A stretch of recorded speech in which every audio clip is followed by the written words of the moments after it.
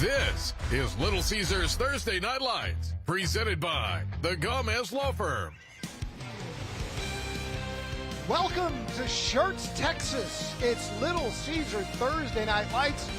We're at Lenoff Stadium, the home of the Clemens Buffaloes, who tonight host the Alamo Heights Mules, who are a perfect 3-0. Good evening, everybody. I'm Don Harris, along with my broadcast partner, Chuck Mikatinik. The last non-district game for these two teams. And Chuck, all year we have been promoting this schedule as the best players, the best teams, the best rivalries. And this one lives up to that billing. It sure does, Don. We have a TNL first, actually, for 2025. We actually have a team with a loss. And it's only one loss. It's by Clemens. It was a 3-point game to tap. But they have looked really, really good in these last two games. On the other side of the ball, Alamo Heights has had no equal. They've had 3 games, and they've rolled 3 teams. Well, we are getting to the bulk of the meat of the schedule for both of these teams. This is going to be a hotly contested ball game as both of these teams get ready for district next week. Coach Ron Ritteman's Mules went all the way to the regional semifinals a year ago. Of course, you remember Michael Terry. He's on the 40 acres up in Austin now, but they don't miss a beat with DK Garza because he was great last year. This is the highlights from TNL last year, and he is great this year. It's unbelievable the numbers that DK Garza, as good as he is, has already assembled. Don, this guy's been in 3 games and he's got almost 750 yards rushing on the season. You must be kidding me. In my opinion, this guy is one of the most under-recruited guys that we have in the entire area. Already committed to Colgate in the Ivy League. Meanwhile, this young man, Christian Dupree, already committed to the UTSA Roadrunner. And they've got a bunch of good receivers on this ball club. In fact, I think you're walking around in the D1 locker room when you take a look at this wide receiver set that Clemens has. But Christian Dupree, I don't mean this in a bad way. He's the prettiest, right? He moves the best. He's got unbelievable hands, great route runner. He makes everything look easy, and obviously, big reason why he's going to UTSA. They see it too. You won't believe how smooth he runs. He looks like he's running jogging, and he's blowing by everybody. It's going to be fun to watch tonight. When we come back, it's our Gomez Law Firm Keys to the Game. It's Alamo Heights and Clemens on Little Caesars Thursday Night Lights. This is Little Caesars Thursday Night Lights, presented by the Gomez Law Firm.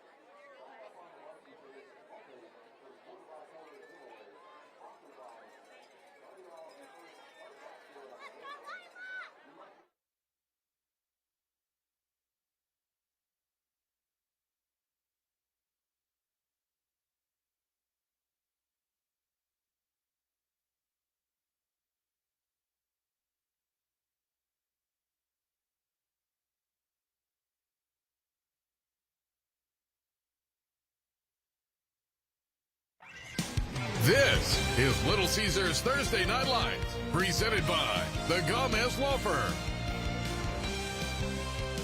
Back in Shirts, Texas, home of Lenoff Stadium, where tonight we've got Alamo Heights and Clemens on Little Caesars Thursday Night Lights. Time now for our Gomez Law Firm Keys to the Game. Chuck, let's start with Coach Ron Ritteman and those Alamo Heights Mules. Well, first off, they want to run the football. They have done it to perfection through 3 games of this season. Secondly, create turnovers. They do not want to give this highly explosive Clemens offense any more than they've already got. And then they've got to execute and make plays on offense as well. We caught up with Coach Ritteman earlier this week. We are excited about this matchup. It's going to be a different team than what we faced the first 3 games, a different style of football, both offensively and defensively. But it's going to be a great test for our guys because we start district next week, and we need to go play great teams and great athletes to see what we're good at right now, and then some things we got to work on. And we know we're still a work in progress, and I know the Clemens Buffaloes will point out any other weaknesses that we haven't discovered yet. So we're excited about the game, looking forward to see our guys play. Clemens has lots of great talent on that side of the ball. Chuck, What are the keys for Coach Hill? Well, first off, Alan Hill says that they would like to stop the running game, and the caveat was, well, we're just hoping to slow it down at this point, the way DK Garza has performed so far this season. Also, on offense, be patient. Take what's given to you. Don't make any big mistakes. And then they had problems last year blocking up front and being overmatched. They want to improve their run blocking. This year's version of the Clemens offensive line is humongous. We have got, as we said, the best players, the best teams, the best rivalries. And tonight, you're going to see all of that and more. Our national anthem's up next on Thursday Night Lights.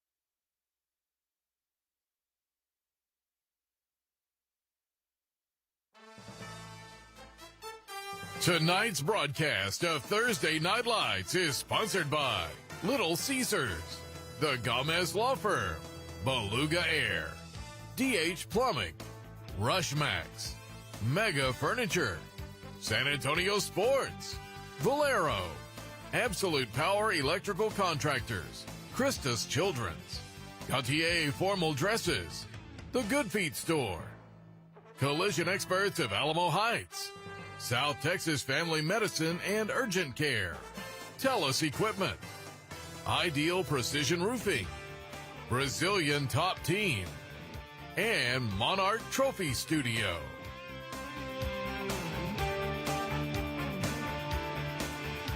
A lot of pageantry tonight here at Lenoff Stadium. It's senior night. As you see the color guard taking the field, we're getting close to the national anthem. Let's turn it over to our public address announcer.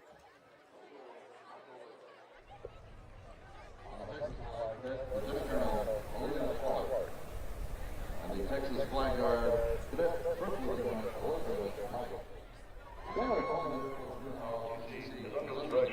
retired Lieutenant Colonel Bass, retired Senior Master Sergeant Catherine Butler, and retired Chief Master Sergeant Jeff Gideon.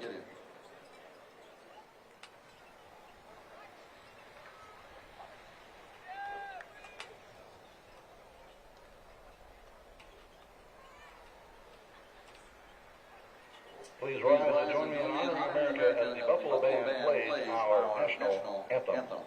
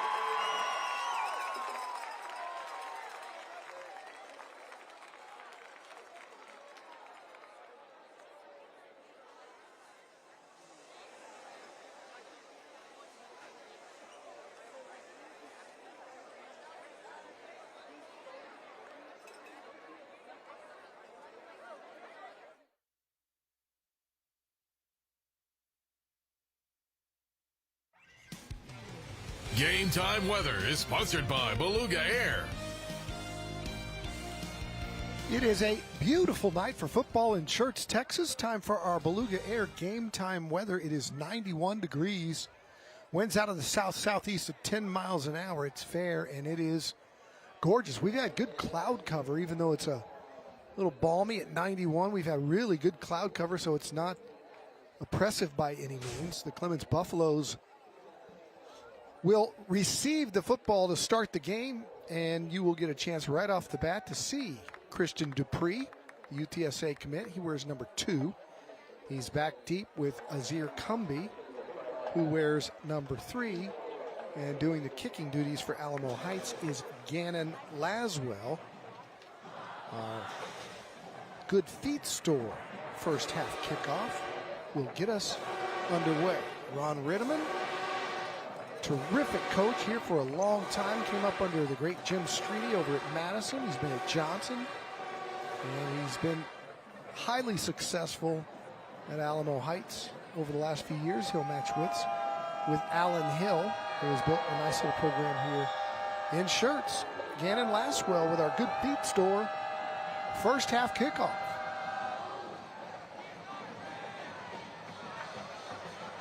That'll be taken on the far side by Cumby. Finds his way past the 20, and he'll be stopped there at about the 23-yard line. And we get our first chance to look at the Clemens offense. Chuck Callan Kilbasa, a senior, you expect him to put it up a lot tonight. Boy, they've really been special, Don, these last couple of weeks. Again, they've got elite wide receivers. They got a dude, but they got some other dudes too. It's going to be fascinating to see how much they use the pass game to open up the run game tonight. Keep an eye on Derek Williams as well, in addition to Dupree. Dupree is split wide to the right.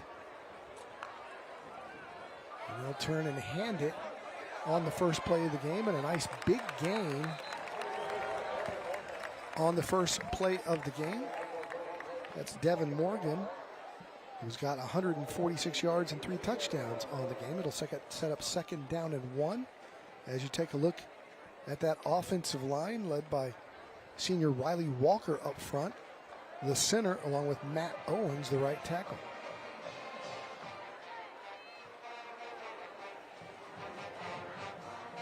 They'll run the little reverse here to Dupree. They love to run him to the outside, and he picks up the first down and a lot more down across the 35. And that will be a first down. A Rushmax first down here in the first quarter. As you take a look at the Alamo Heights defense, got a couple of all-district performers returning, including Albert Colgager and Gianni Tovo. Ball's out. And a big loss on the play as Kilbasa couldn't grab a handle on it.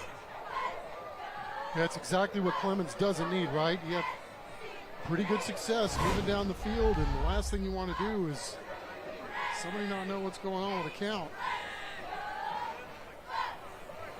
It's a loss of about 10. Well, they knew what was going on with the count, just weren't able to make the center to quarterback exchange there.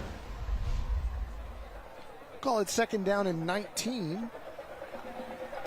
They're at their own 25. Those little bubble screen, that's up in the air, and lucky it wasn't picked off after it went off the hands of the intended receiver.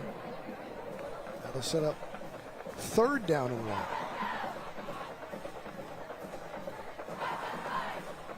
This is where Clemens, obviously third and forever is not ideal, but because their wide receivers are so special, let's see if they try to send a bunch of guys deep and then have a really deep crossing route by one of these other fellas. Dupree's lined up on the inside. He's got twins to his right. He's actually lined up in the backfield. They throw the one-on-one route down the sideline, and that ball is incomplete. Good defense back there by Trip Johnson, the all-district cornerback for the Alamo Heights Mules, and Coach Alan Hill runs out the punt team. That's Christopher Aikman.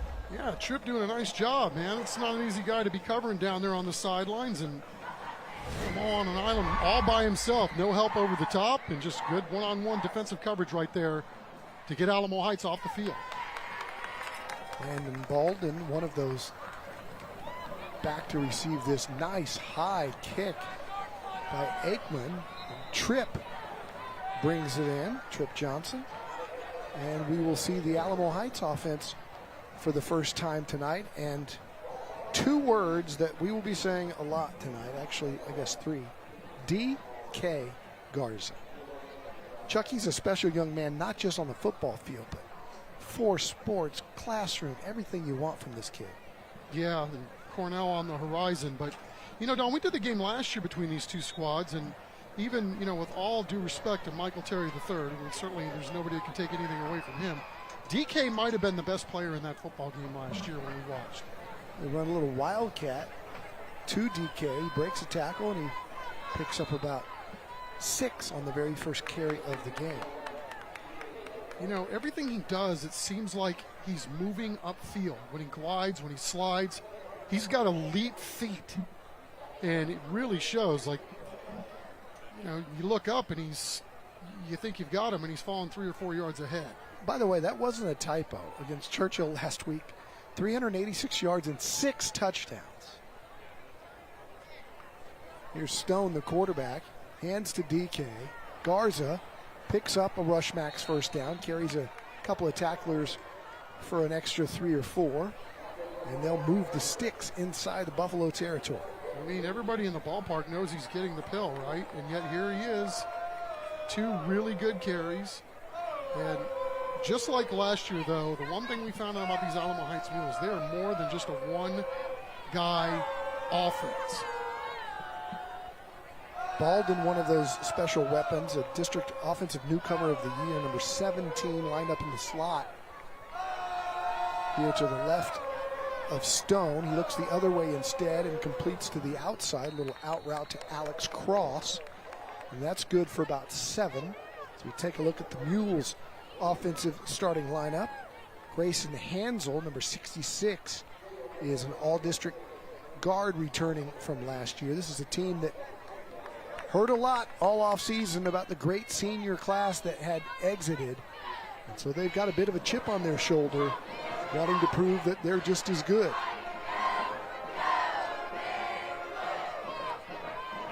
Stone hands to Garza. Gets back to the line of scrimmage. Not much more than that as Cameron Hoosier there to wrap him up. As we take a look at the Clemens Buffalo defensive starters. Hoosier up front with Litzy and Rod Whitehead. On the back end, they've got some real good talent there with Azir Cumby and DaVinci Johnson. Third down, we'll call it 5.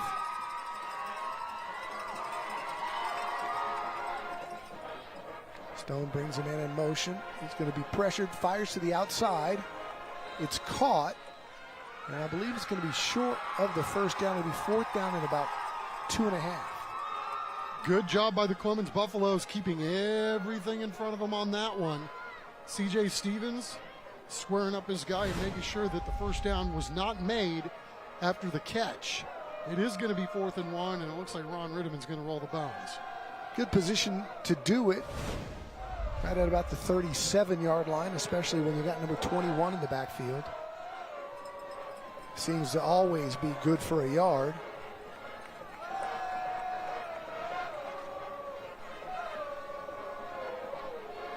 Instead, Clemens comes up with the stop. They did not go with Garza. Instead, Alamo Heights handed off to Stefan Torreira. He was stopped short, but there's a flag. And Clemens is going to get a stop here. Fred Juarez, our lead official tonight, threw the flag from the backfield. He's got the call.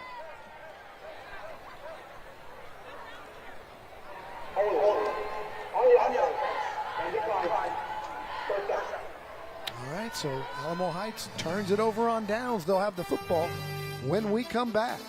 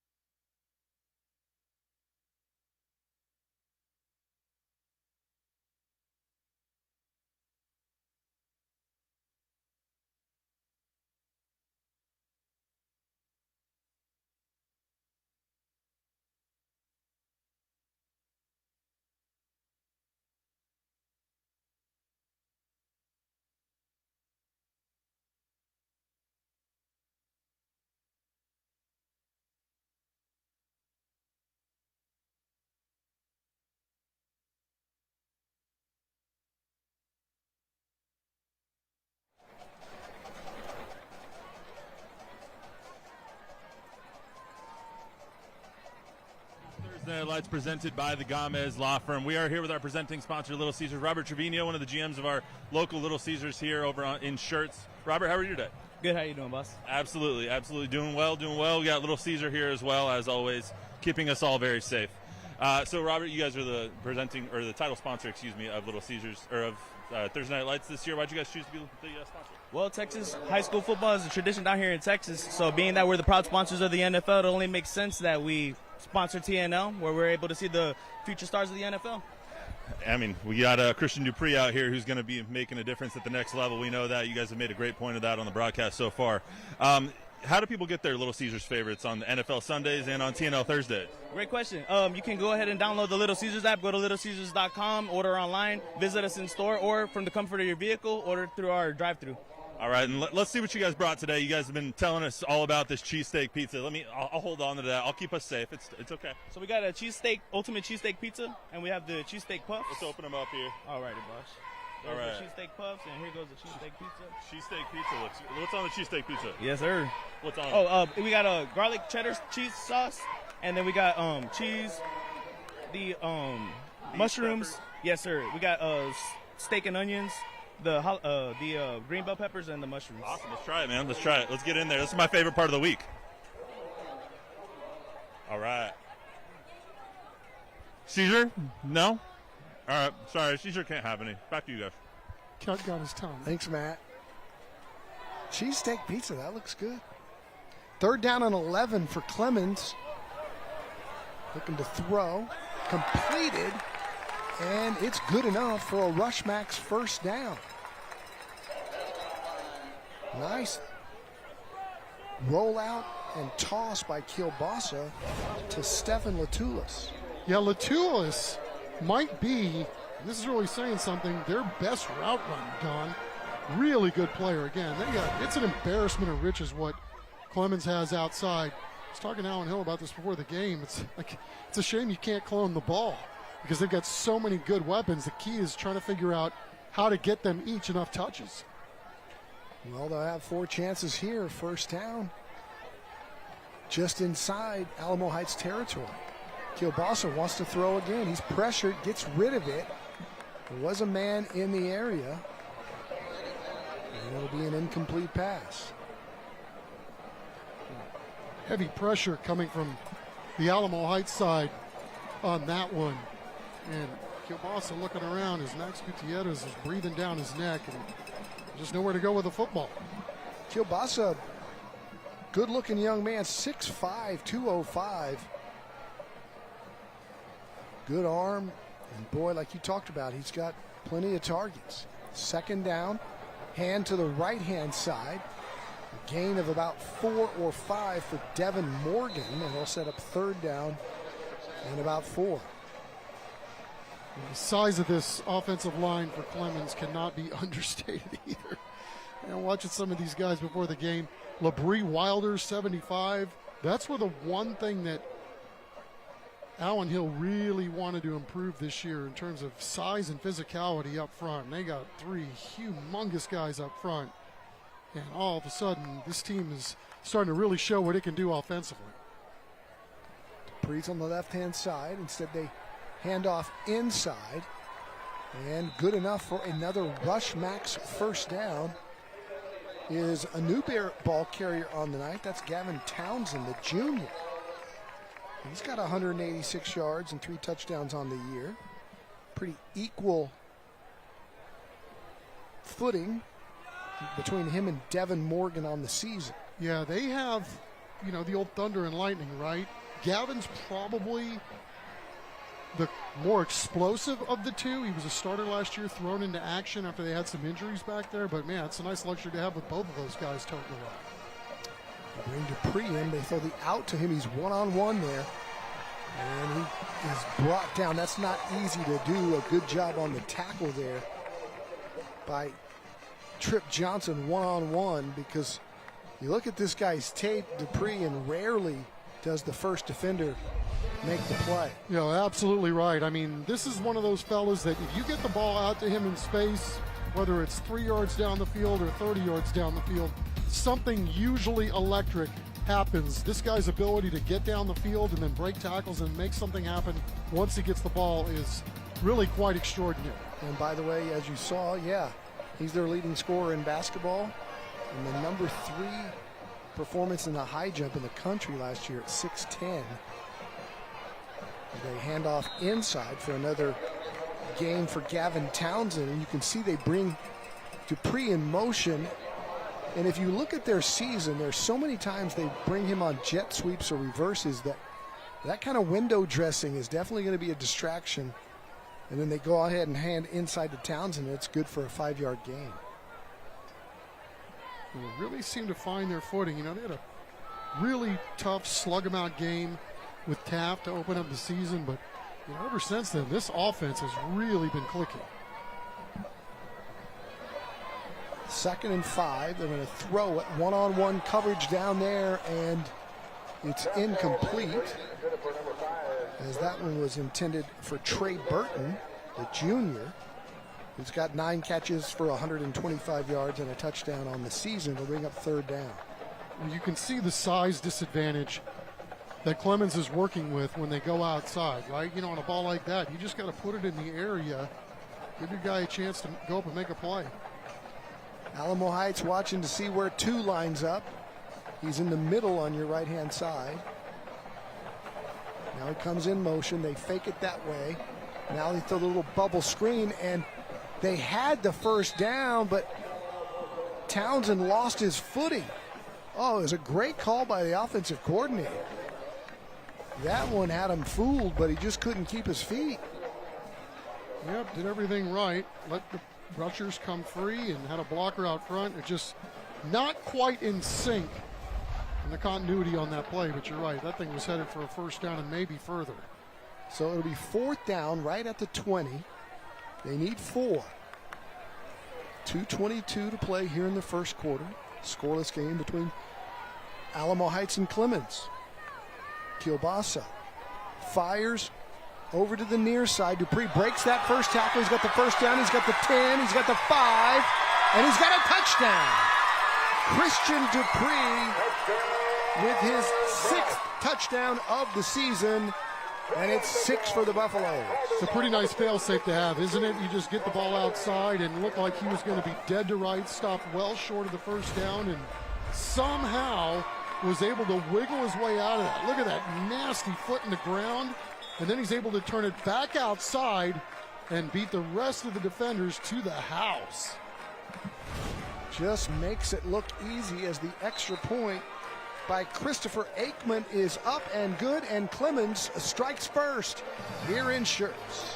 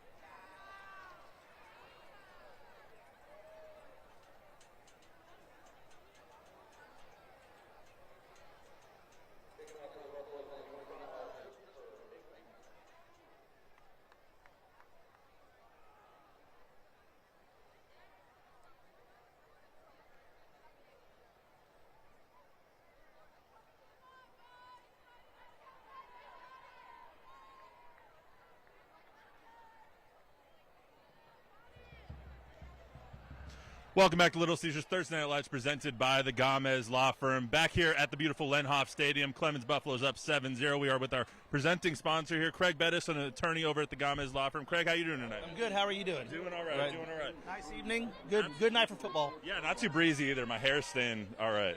You guys have been part of the community here for 50 years. Mr. Gomez used to play football here in San Antonio.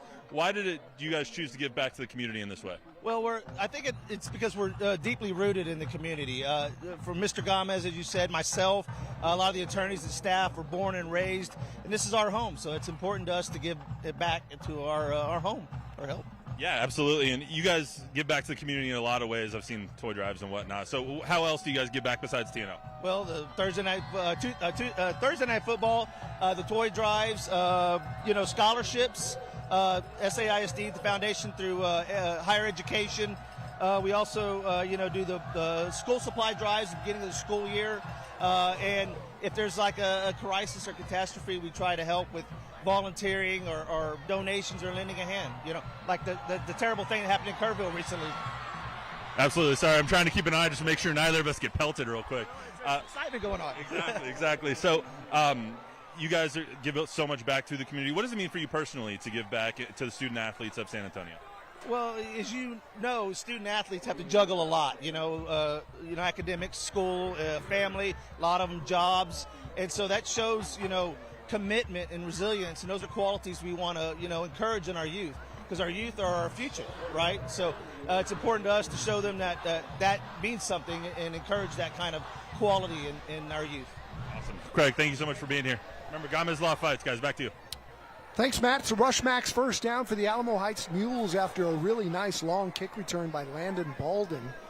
Puts them in good position at about the 46-yard line. Here's Garza. He's met in the backfield, breaks that tackle, gets a shield from his quarterback, but he can't while he's still on his feet. Holy cow. DK Garza, how did he get away from number 9 of Clemens? Put his hands on his helmet saying, how did he get away from me? That's Cameron Hoosier. How many times did he break tackles on this play? Let's take a look. I mean, obviously the play's going nowhere from the start, but there's one. He cuts it back over the left side. You're right. Picks up a block. There's 2. Stays on his feet somehow. 3, 4. Just about went out of bounds on his feet. Absolutely remarkable 2-yard run. Looks like a cat being able to keep his feet like that. Second down and 8. There's a throw to the outside. Nice ball by Easton Stone to Joseph Gadasek. And that will get them close to a Rushmax first down. It'll be 3rd down and 2. Gadasek having a huge year, too. I mean, this dude's already got 3 scores and over 200 yards receiving. Again, Alamo Heights, not just a one-man team. They've got a quarterback, they got receivers, too, and do a really good job blocking up front. Our Gautier Formal Dresses band cam checking out the student sections tonight. Garza on a little counter, runs it back this way, and he's met right at the line of scrimmage. Good physical defensive play there by the Buffaloes. Yeah, they're playing mix and match right now, are these Buffaloes with their D-line, but it starts with Hoosier, Litsky, and Whitehead. And they're filtering guys in and out of that lineup right now to come in and try to make plays. Rod Whitehead, also in on some of these things. And I'll tell you what, these Clemens Buffaloes, Don, this sheer size of these guys, they do pass the eye test. It's a bunch of big dudes. Hoosier has already popped on the videotape. It's 4th down, and they'll do Garza on a little wildcat. He keeps it himself.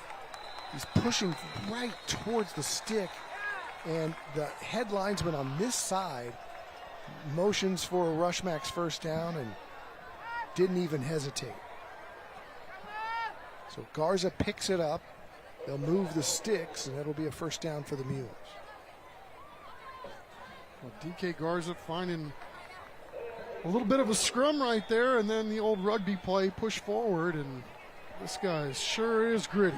What a fun one we got brewing here tonight. Clemens leads it 7-0. Second quarter action straight ahead on Little Caesars Thursday Night Lights.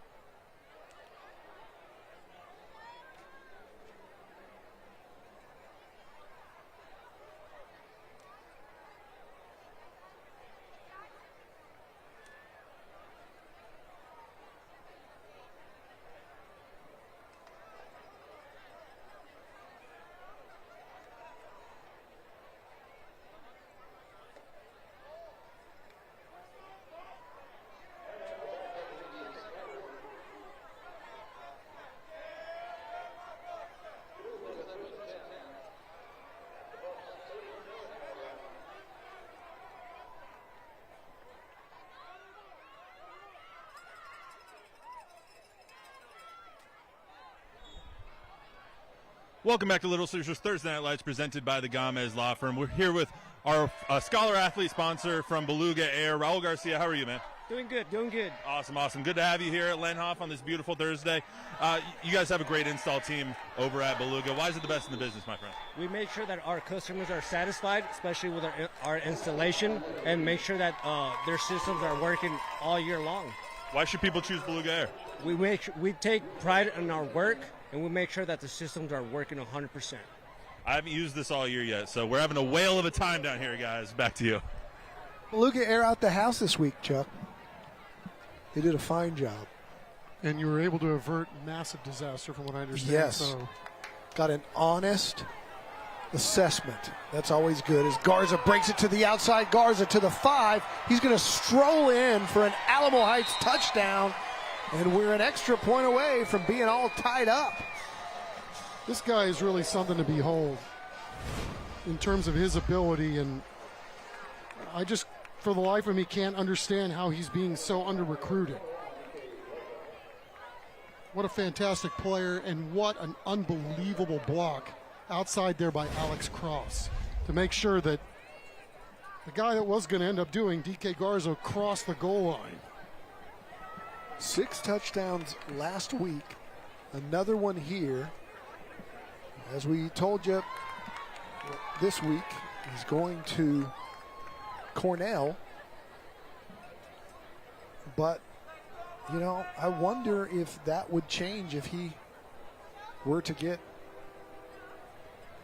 an offer from one of the schools in Texas that has not recruited him yet. You know, I was talking to Ron Rittiman about him earlier this week, and he said it reminds me of what happened here a few years ago with Red Anderson. Right, he had Red Anderson, all-world receiver, little undersized, but dude had an unbelievable catch radius, all that. The Reds at the University of Texas traveling with that football team, you know, had to walk on. But, I mean, 21, this dude can play, y'all. I mean, how much more do you need to see? And he's bigger and more athletic looking in person than I saw on tape. Thought he was undersized, and he looked kind of like a Division II guy when I saw him on tape, but in person, he's put together. He's hard to get to the ground. 100%, right? He sees things, again, his glide and his slide, it almost looks like he's got rollers underneath his feet. There's always forward momentum when he makes his moves. Don't miss our Scholar Athlete at halftime. David Chancellor this morning was just gushing about this young man and his feature on him. He said, I can't wait for people to see who this kid is, not just as a football player, but as a young man. Just an outstanding human being. He's a great football player, too, and he's got the Mules all tied up with the Buffs. 11:46 to play here in the second quarter.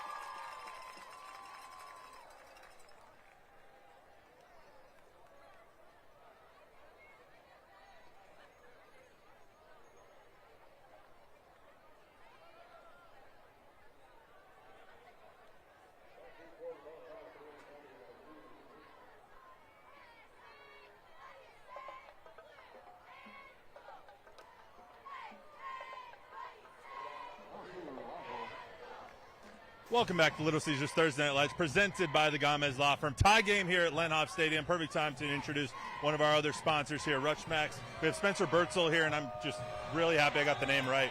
One of the general managers here at Rushmax in San Antonio. How are you today, man? Doing great. How are you doing? Doing great. Happy to be here at Lenhoff tonight. What do you guys offer over at Rushmax? We are primarily a bowling alley. We have 20 lanes, state-of-the-art bowling lanes. A video game lane called Hyper Bowling, a nice big screen as well, interacting with the games. We have 85 video games, go-karts, laser tag, a big playground for the kids, plus a full kitchen and a full bar. That's awesome. Sounds like a really good time for Don, Chuck, and I to have a great weekend where I can just beat them at everything. What's your guys' mission over at Rushmax? Tell us a little bit about you. We like to offer a place for families to come in, entertain, have a good time outside of the home, kind of connect and kind of get out and do something fun. Awesome, man. Well, thank you so much for being here. Thank you so much. I appreciate it. Thanks for sponsoring TNL. Back to you guys. Love that. Love the idea of putting those phones down for a little while and looking each other in the eye and having a good time with the family. Sounds like a good time. Wish I was better at bowling. I was never good at bowling. I don't even know what hand to throw with. Mega Furniture first down. Clemens going to throw on first down. Dupree's got it, and he's got past the 50-yard line, and another Mega Furniture first down. Well, when in doubt, we're talking about this a little bit during the break, right? Go get your dudes. Find the dudes that can move the ball better than most. Alamo Heights doing it on the last drive. 2 drives ago. Obviously, Dupree getting into the end zone. He goes right back to work. Trip Johnson's got himself quite an assignment tonight. He's been one-on-one with Dupree most of the night so far. As we take a look at another Mega Furniture first down. Dupree comes in motion, and now they whistle that. And we're going to have a timeout. We'll take it with them. It's Clemens' timeout early in the second quarter.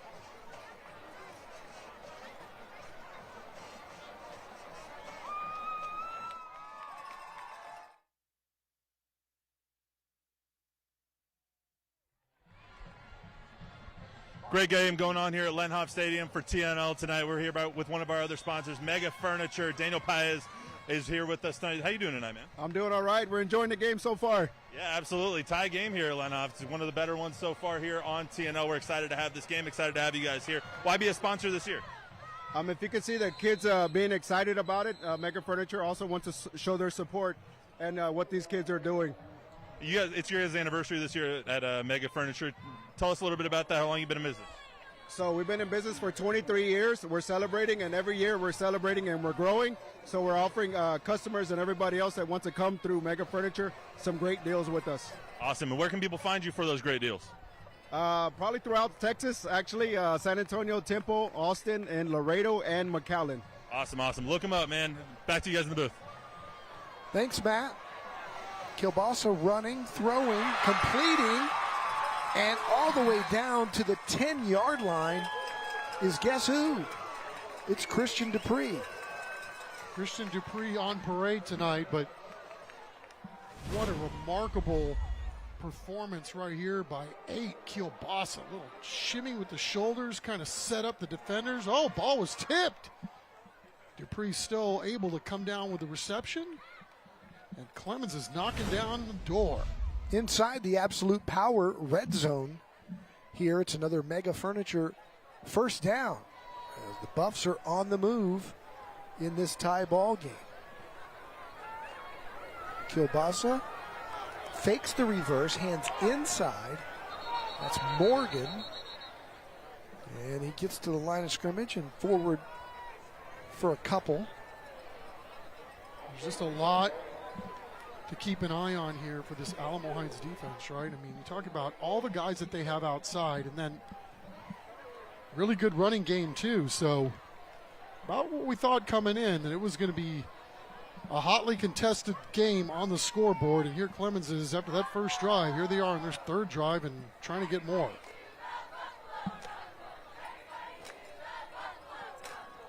Second down and goal. Another handoff, and good job by the Alamo Heights defensive front to stone it right there at the line of scrimmage.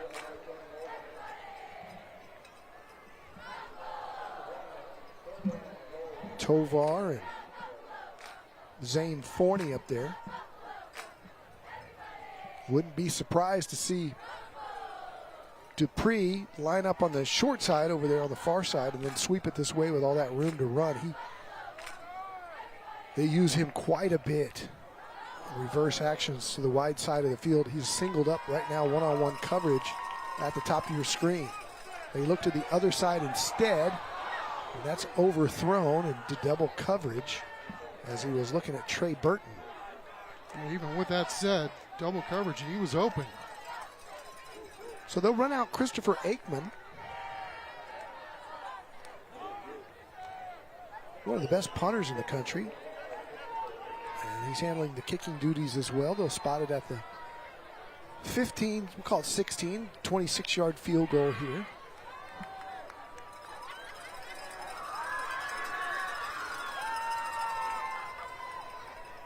Good snap, good hold.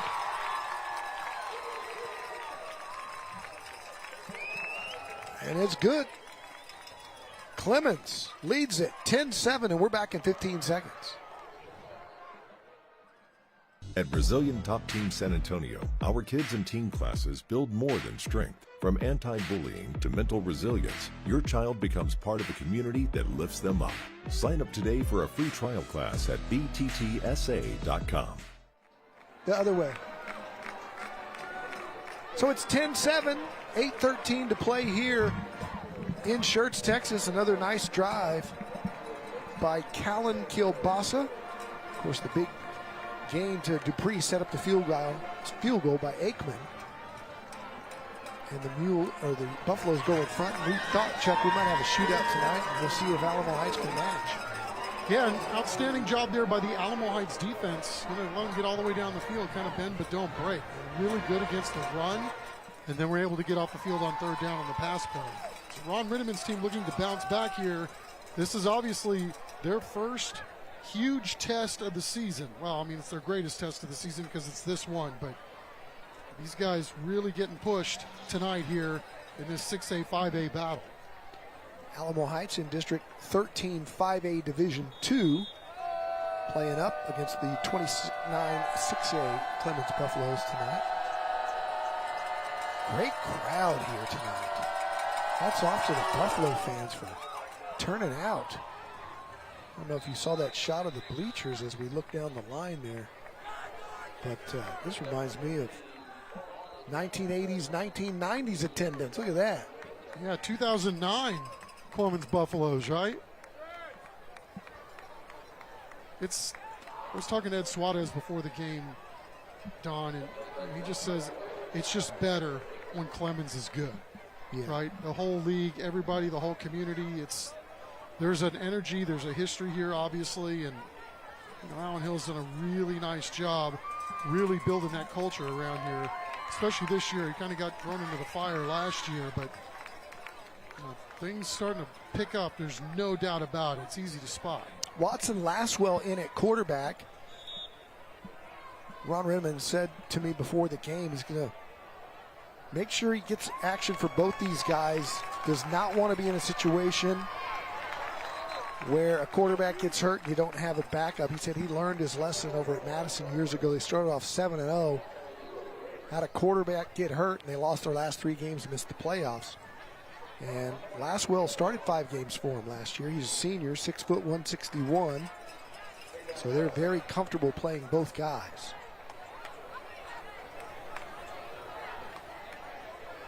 Garza picked up 3. We'll call it 2nd down and 7 from their own 27-yard line. Laswell throws it over to Garza, but he's brought down right there. Good pursuit on that backside. Aaron Grace showing none. Very nice. He's amazing. I got you, bro. I see you coming. Hard to bring that guy down with just 1 tackle. So it's 3rd down and about 7.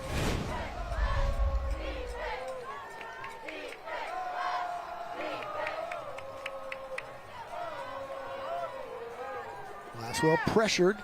One-on-one coverage out there, incomplete. Good pressure there coming from Cameron Hoosier. Hey, during the 4th quarter of tonight's game, we'll be highlighting the school bus stop of the game. The law in every state requires drivers to always stop for a school bus when the stop arm is out and the red lights are flashing. So make sure you stick around for that.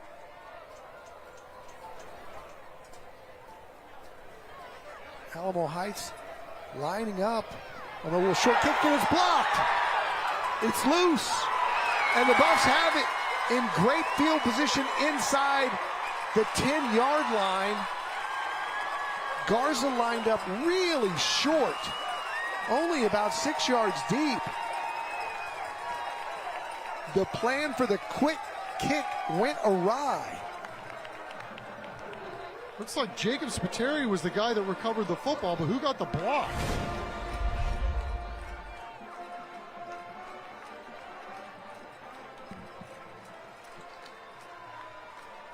Flying in there to get a hand Whitley on it was Cillian Whitley. And Alamo Heights just got a little tricky there with that formation. Garza was really never deep enough. Oh, huge turn of events there, right? You get a stop on defense, and your special teams comes up huge. And the Buffs already in the absolute power red zone. Let's see if they're a little more aggressive this time. Maybe go to the air a little bit more than they did on the last time they were into this red zone. Final tune-up for both of these teams, Don, before we start league play next week. Handoff inside, straight ahead, and inside the 5-yard line is Townsend. We're talking about churning and burning right there. There's another guy, stuck his nose up there. And even when he was spinning, he was able to turn the ball upfield. Really well done. You take another look, little cut, trying to find a hole, takes on the blockers, takes on half the team, and still makes a good drive there. Got to be aware of where number 2, Dupree, is. He's on the slot on the right-hand side, coming in motion. They fake it to him, and that leaves it intercepted. This could go a hundy down the sideline to the 40. Dupree in chase and pushes him out of bounds at the 10-yard line. But what a play by the Alamo Heights secondary. And that's Lee Brockwell. Everybody's staying at home. Of course, you see when Dupree was coming in motion, you get looking into the backfield, bad things can happen, but you're not fooling 30 right there to take away the ball. And if Christian Dupree wasn't the athlete that he was, that would have been an Alamo Heights touchdown. Unbelievable play. Remarkable play to stay at home by 30, to secure the ball. Nice return, and great hustle play by 2 to keep him out of the end zone. So just like that, the field flips. Garza to the outside. He's pursued and pushed out of bounds. And I don't know that we can stress enough how ridiculous the speed of Dupree was to come from the entire other side of the field to make that tackle. That was amazing to watch. He probably ran it 40 yards further than Brockwell to push him out of bounds. Yeah, I don't know that I'm sure we'll get into it as the game goes along. I mean, the fact that this guy can high jump 6'10", there's a reason why he's going to be playing football at the next level. It's many reasons. So it's second down. Alamo Heights will throw back to the other side. That's batted down. And these two defenses standing tall. Xavier Williams with the batted ball. Sure was, because if he doesn't knock that thing down, that's probably going to the house. So Xavier Williams doing a good job for the Clemens defense, staying at home and making a play when very much needed. So it's 3rd and goal. Clemens trying to get a stop to make that hustle play by Dupree even bigger if they can keep the Mules out of the end zone.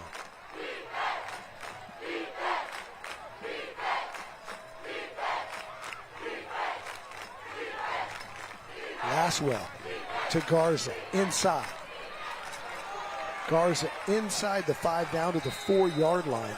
Here you go, Chuck. This is Dupree coming from where he was lined up. As we get back to play here. It was just a spectacular speed by that young man. He's still breathing hard. Something tells me we're just getting started. Alamo Heights will try to tie it up here. They run out Gannon Laswell. He also is a senior. And it's good. All right, so here we go. We're going to take a look at Dupree's speed. He is the guy that they faked the ball to. He has his back turned to the play. Obviously, Brock's got a nice little head start on him, but oh, look at 2. Look at him run. Oh, yes, they call him the streak. That's just like, that gives me goosebumps in some ways. I mean, that is just amazing. Yeah, fastest man on 2 feet. Look at that, look at that. 5:05 to play, tie ball game here in Shirts.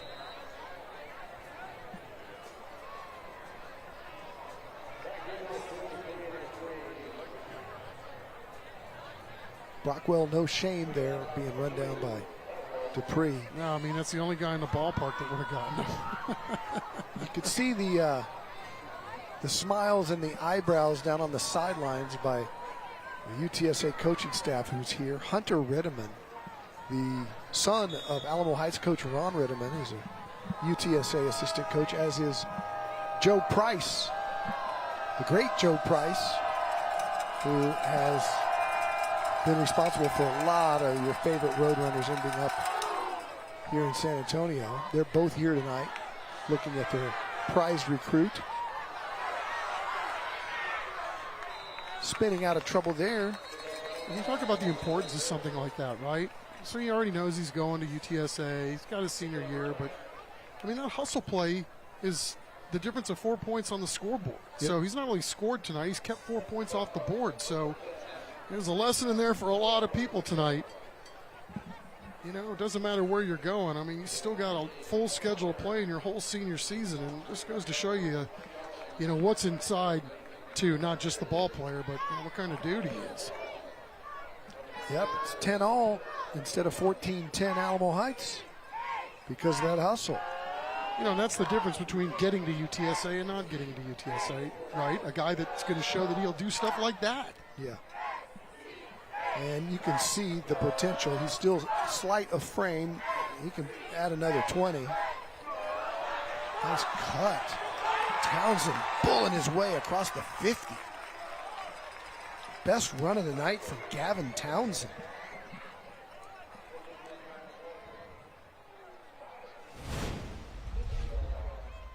Yeah, you can't teach what Dupree has as far as just when you see a kid that can run like that, you know he's going to get bigger and stronger. And can jump and got hands and the rest of the package too. Chris Townsend's nice as well, man. Very nice. Inside run, good for another 9. Zach Hedrick had a good story on Kenny Alawalo from Reagan, who is over at UTSA. He had to walk on, but he was a guy who, once he got on campus, grew 2 inches in height and put on about 25 pounds. And he's played himself after 1 redshirt year into a starting position. Had 2 plays, 2 tackles for loss. You know, you're going to give the credit, all the credit in the world to UTSA, their coaching staff, and UIWs. I mean, they're offering guys or putting guys on radars for guys like us, right? I mean, they're ahead of the game on everything when it comes to recruiting. And look out! Townsend cuts it back. He'll score. Touchdown. Gavin Townsend. A nice cutback. And this drive was all Gavin Townsend. 4 impressive runs.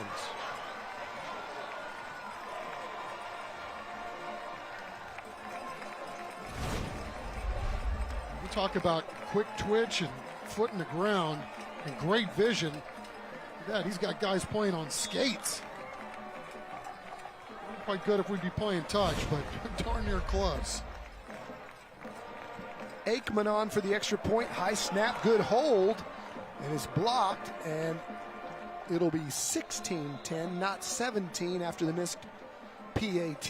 That could loom large later in the game. What a drive by Gavin Townsend. Well, you're right. All these special teams plays could end up going in your favor one way or the other. I mean, if you got to make these plays, no question about it. Special teams very special. All these contests, and likely the difference in the game a lot, Don, to your point. But Gavin Townsend already, look at that. 6 yards, 6 yards, 80, 6 carries, 80 yards, 1 touchdown. Phenomenal night for him. TNL highlights teams that are making a difference in our communities with the Beyond the Game program. Let's hear more from San Antonio Sports and Valero. Every day, our high school and middle school coaches work hard to help athletes reach their maximum potential while also teaching life lessons through sports. Beyond the Game provides a platform to support our coaches as they develop athletes beyond the basic X's and O's. Valero's commitment to integrity, respect, teamwork, excellence, and community service is reflected in every aspect of our work and community involvement. We're proud to partner with San Antonio Sports to acknowledge the next generation of leaders who embrace these values.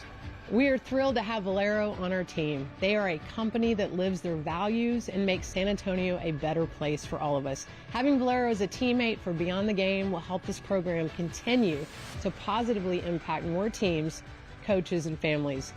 Teams will be recognized in the San Antonio High School All-Star Football Game in the Alamo Dome. If you want to nominate, you can visit sanantoniosports.org and learn more about the program and nominate a team or individual today. Our thanks to San Antonio Sports and Valero for Beyond the Game. San Antonio Sports hosting their all-annual Hall of Fame tribute Saturday night as we induct a new class into the San Antonio Sports Hall of Fame, including former Alamo Heights basketball coach Charlie Bogus, the winningest coach in San Antonio high school history. So that'll be a good time.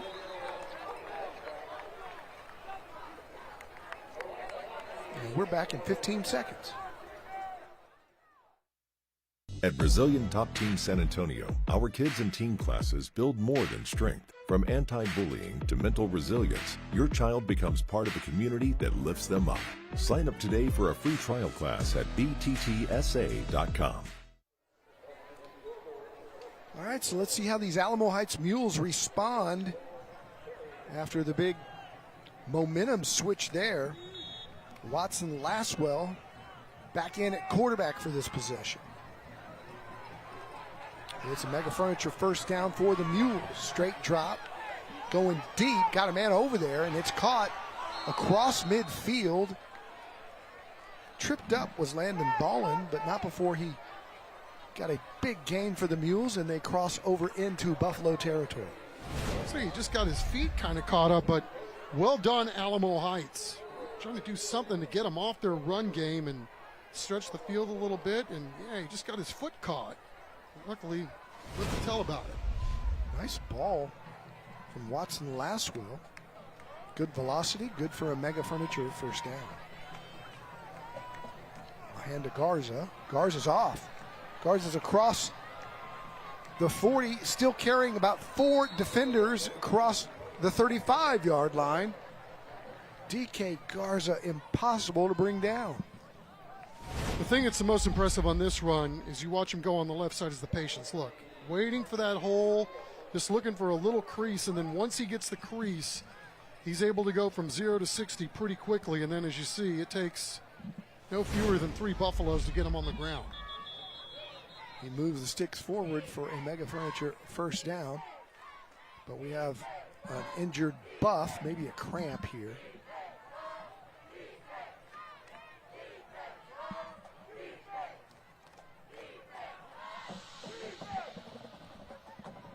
Ron Ritteman encouraging his guys. What a career Ron Ritteman has had. One of the most successful coaches in the San Antonio area. He was the Dave Campbell's 5A Team of the Year in 2013. He's been on the board of the Texas High School Coaches Association. He's given the Tom Landry Award in 2019. That recognizes one coach in the state that makes a significant contribution to the sport and serves as a positive role model for athletes and coaches across the state. Of course, when he was over at Johnson, Ron and his wife Patty started the Peanut Butter Bowl to help food insecurity in San Antonio, feed the hungry, and that turned into a citywide effort now where there's 15 or 16 games every year that raise millions of pounds of peanut butter for food insecurity across San Antonio. That ball's complete to the outside, but you won't find many guys more respected than Ron Ritteman. Yeah, I mean, and really does such a good job, obviously, in the community. Such a good job running a football team, running an athletic department. Just a solid, sturdy dude, super humble. He's truly one of a kind. Winner everywhere he's been. A heck of a ball player back when he was a kid, too, man. Baseball and football. Canyon High School, Texas State. Laswell rolling out. Completes it to Baldwin to the goal line, and he's short down inside the 1. Another good connection from those two. Yeah, Baldwin, he may have been rolled up on a little bit on this, but he's got a little twitch in him too. I mean, he is wide open on these throws. He also had a really nice kick return while Matt was interviewing one of our sponsors. He took, remember that kick across the 50. So he's got really good speed.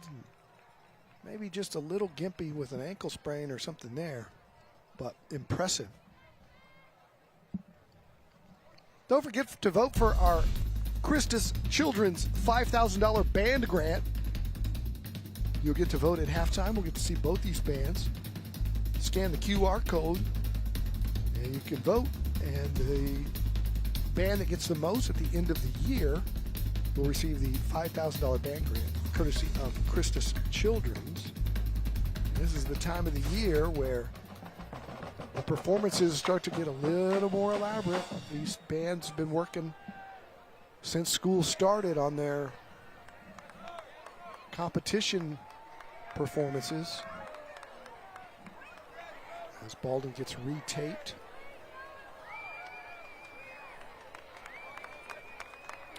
Clemens defense has quite a task here.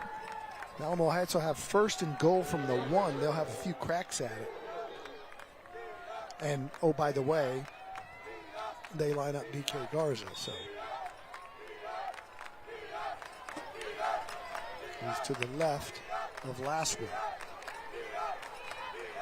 And he has it, and he stumbles in. Touchdown, Garza. Touchdown, Mules. And we're an extra point away from an Alamo Heights lead. Again, the guy's vision is just next level, right? He had blocking outside if he wanted to go there. Check it out. But he sees that he had just enough of a crease to let his natural ability guide him in the rest of the way. Really well done, DK Garza. And it's almost like he knows that one guy, the first guy, is not going to be enough. So he doesn't back off engaging that first tackler. The extra point is up, and it is good, and the Mules lead it 17-16 as we're inside the 2-minute timeout here in Schertz. Good ball game. We expected it to be. We talked earlier today, you and me, man, we might have a shootout tonight. It was a good one last year, too. Let's flash back to 2024.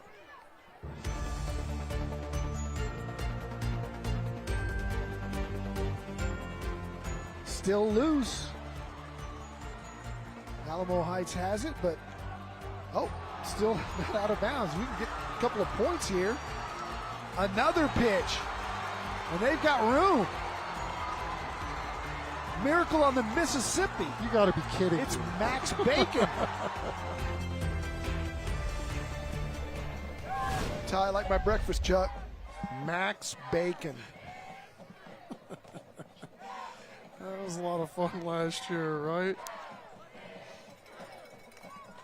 That was fun last year. Yeah, it was. You know, it was a very difficult week for the Clemens Buffaloes on many, many fronts. And just glad we're able to turn the page and get on down the road. New year, new season, new outlook. A lot of good things happening for the Clemens Buffaloes in 2025. Short kick, going to be fielded and returned. Let me take a look at our T&L top 10 from this week. Up near the top, it hasn't changed much with these teams that have started strong. Brennan, Steele, Johnson, and Harlan, followed by New Braunfels in the top 5. Smithson Valley started higher and dropped to number 6 after their early season loss. Alamo Heights is up to number 7. Clark, Southwest, and Jay rounding out the top 10. We got Brennan and Harlan starting league play this week against each other. How about that on Saturday night? 1 versus 4. Fun to watch those Jay Mustangs last week if you missed them on TNL. Yeah, we thought we were going to see a shootout then too, right? We got 15-0 instead. Yeah, Jay really looking the part, man. I mean, their defense, the way they play like that every week. I mean, another deep run. Here's one of those little tosses to the back to Dupree. He gets outside, not much there. Good defense by staying at home for Alamo Heights. And some Clemens here playing a pretty good first half, obviously minus the special teams gaff. But now you got a minute 45 to try to wrest the lead back, and this is a very key possession, right? This is one of those games where anytime you can steal a possession, it might pay huge dividends at the end on the scoreboard. Kielbasa turns and hands. That's Morgan. Got a nice game near the marker. He'll be short to set up third down and less than a yard. Stick around for the DH Plumbing halftime show. We'll have our scholar athletes, and definitely don't want to miss that DK Garza interview with David Chancellor and those bands. Kielbasa wants to throw, wants to go deep. He's got a man down there in triple coverage, and it's intercepted. Good as a punt, I guess. A great play back there, the deep back end of Alamo Heights. And number 29, the safety who's back there, Carter Neely. And just kind of an ill-advised throw to throw it into triple coverage. Yeah, indeed. You know, you got a little bit of time on the clock, although it was winding 113, and trying to go for the home run ball and just a little bit overthrown, which is kind of hard to do with these Clemens receivers because they're so darn fast and just not able to make a play there. Clemens, conversely, Alamo Heights coming up with a huge theft there, and now they've got an extra possession with 1:13 left in the first half. Just over a minute, they've got all 3 of their timeouts. And a Mega Furniture first down here. Garza is going to be brought down in the backfield. They'll lose yardage on first down. Clemens defense bowing up. Xavier Williams and Cameron Hoosier in on the tackle. And the clock runs inside a minute. Second down and 11.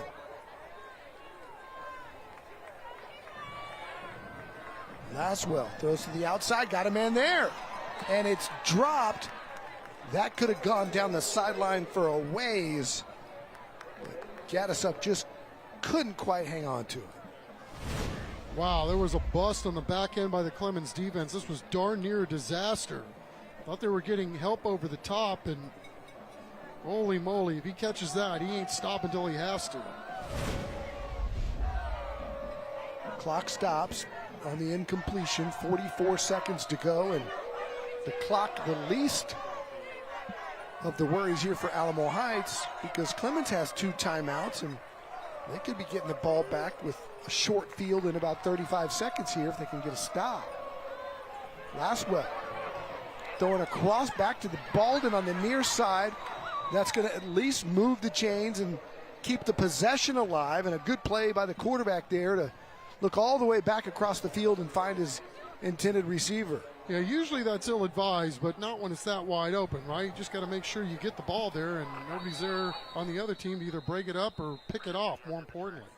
Alamo Heights going to use one of those timeouts here as we were getting close to 25 seconds. And when you have 3, that doesn't hurt you. You got 2 more still. Again, stick around for the DH Plumbing halftime show. Feature the Alamo Heights Band, the Clemens Band. It's senior night here in Schertz, Texas. Great crowd on hand. We'll have our Scholar Athletes of the Year. Next week, MacArthur and Wagner here on TNL. I like to feature schools from all over the entire area. This year, I think we've got 9 different school districts represented. 4 different counties. Brahmas and the T-Birds from Rutledge Stadium next week. To dig up some of that old Josh Young quarterback video again. Every time we play Mac, it's always a treat to go back in time. Gucci after that, the great Judson Steele rivalry. Going down to the rock pile again this year for Burbank and Sam Houston. The Southwest J game looms large for the district race. As Laswell fires to the outside, up high, and incomplete. Look who's playing DB. Center field is Christian Dupree. Mercy. You don't want to see this guy on offense, and you darn sure don't want to see him on defense if you see that. Oh, no way. Good hit, good clean hit. No helmet to helmet. 21 seconds to go. Mules still have 2 timeouts. See if they try to find a way to get their ball to number 21. Laswell will slide and see if they burn one here. Tick-tock. They're just going to let it go. And Ron Ritterman's going to be content going into the half with a 1-point lead. Actually, I'm wrong. It did stop. He called timeout right away. Well, in your defense, we're having some scoreboard issues. Yeah. The lights look like some of the toggle lights on the Starship Enterprise after it's just been hit by a Klingon burst. I thought blinking in and out. I thought that's what you saw when you closed your eyes at one of your heavy metal concerts. That's what's going on inside your brain. Pretty much. Aloha here on senior night. This week on our Sinclair family of football stations, we've got Iowa and Rutgers, a Friday night game of college football. And man, are we loaded this weekend. Tech and Utah. What a great top 25 game that is. Carolina, Central Florida, Baylor and ASU, Michigan State and USC. All that on Fox. Saturday, got Georgia Tech. How about Haynes King, the former Aggie? What he's doing at Texas Tech, or Georgia Tech.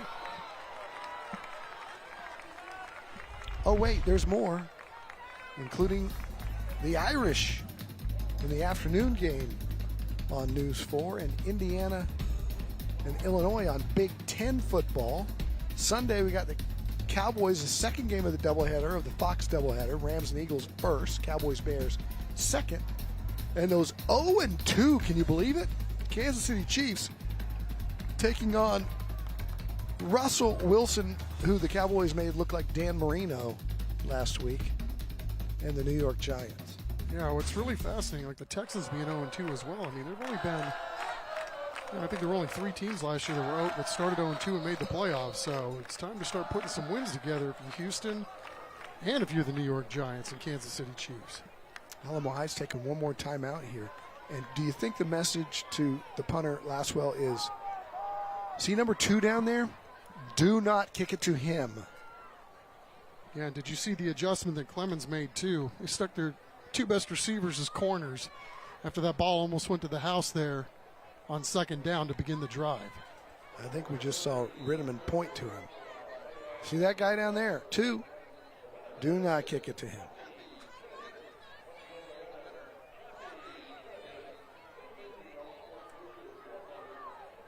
It's like, we're good. We're really good. We got a good team. We got the lead.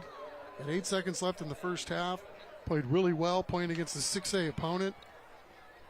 But if you do one thing tonight, if you take one thing away from this game tonight, kick the ball out of bounds right here.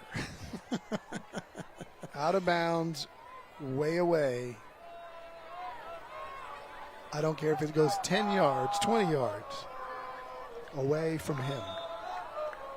Let's do enough to kill the clock. Let this be the last play of the half in a dead ball situation at the end of it. Dupree back at his own 30. They're bringing the house. High kick, short kick, angled towards the sideline, and he did just as he was coached. Out of bounds right at near midfield. The official coming up, running all the way up to the 45 of Alamo Heights with 3 seconds to go. So there's one play here. There's a Hail Mary shot if they want to take it. Oh, and you know they want to. With those dudes as receivers. This is where the hook and ladder in your bag of tricks comes in handy. Well, you find out, first of all, how far your quarterback can throw it, right? And you get a gaggle of guys down there. But I think the key to a play like this is buying your quarterback time so he can set his feet and launch. Well, there's 4 mules standing in the end zone. Playing deep center field here.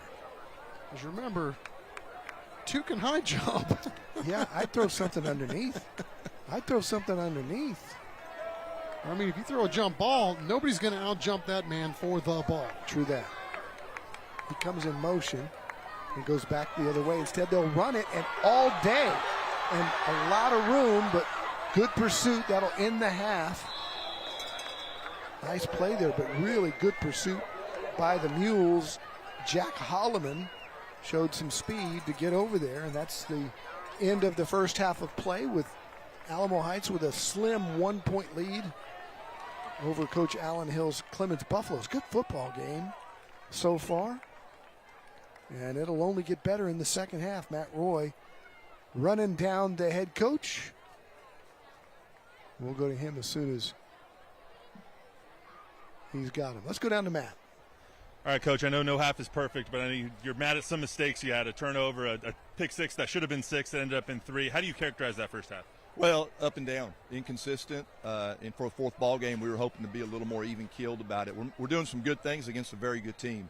So I like our physicality. I like the way our guys are giving great effort. We just got to execute better. And we will. We'll get better in the second half, and we're going to have to because we start district next week. Despite the despite the mistakes, you got a 1-point lead. What's the message at halftime? Well, it is don't ever look at the scoreboard. Let's look at how we're playing, how we're executing. Are we doing what we're trying to get done?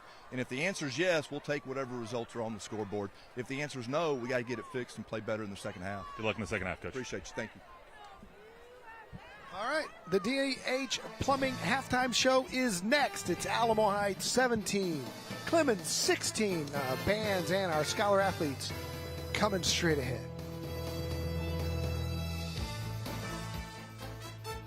Tonight's broadcast of Thursday Night Lights is sponsored by Little Caesars, the Gomez Law Firm, Beluga Air, DH Plumbing, Rushmax, Mega Furniture, San Antonio Sports, Valero, Absolute Power Electrical Contractors, Christus Children's, Gautier Formal Dresses, The Good Feet Store, Collision Experts of Alamo Heights, South Texas Family Medicine and Urgent Care, TELUS Equipment, Ideal Precision Roofing, Brazilian Top Team, and Monarch Trophy Studio.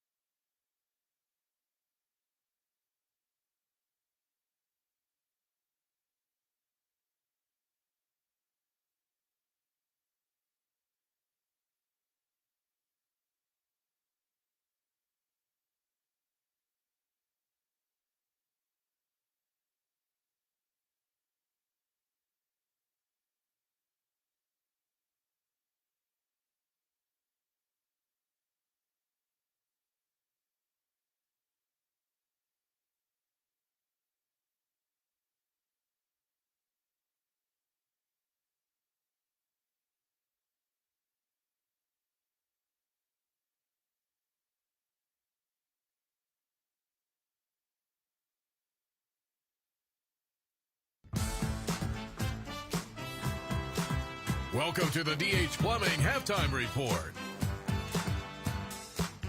Welcome back to Little Caesars Thursday Night Lights, presented by the Gomez Law Firm. Got a great game going on here at Lenhoff Stadium in Schertz, Texas. 17-16 Alamo Heights over the Clemens Buffaloes right now, but it's anyone's ball game coming up in the second half. Right now is your halftime show. The bands are about to take the field. Alamo Heights band is out there right now. We spoke to their band director a little bit earlier this week. Take a listen to what they said. My name is Mike Misko. I'm the band director at Alamo Heights High School.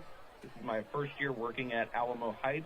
This is my 17th year in education and teaching high school band. We've got a strong group this year, a lot of strong upperclassmen in the band. We have about 130 students involved in the program. I'm excited because this is a great group of students, and this is a great staff that I get to be a part of every day, working on a team with the assistant directors, the color guard teacher, percussion instructor, private lesson teachers, the dance coaches. We are lucky to have dance team performing with us this year.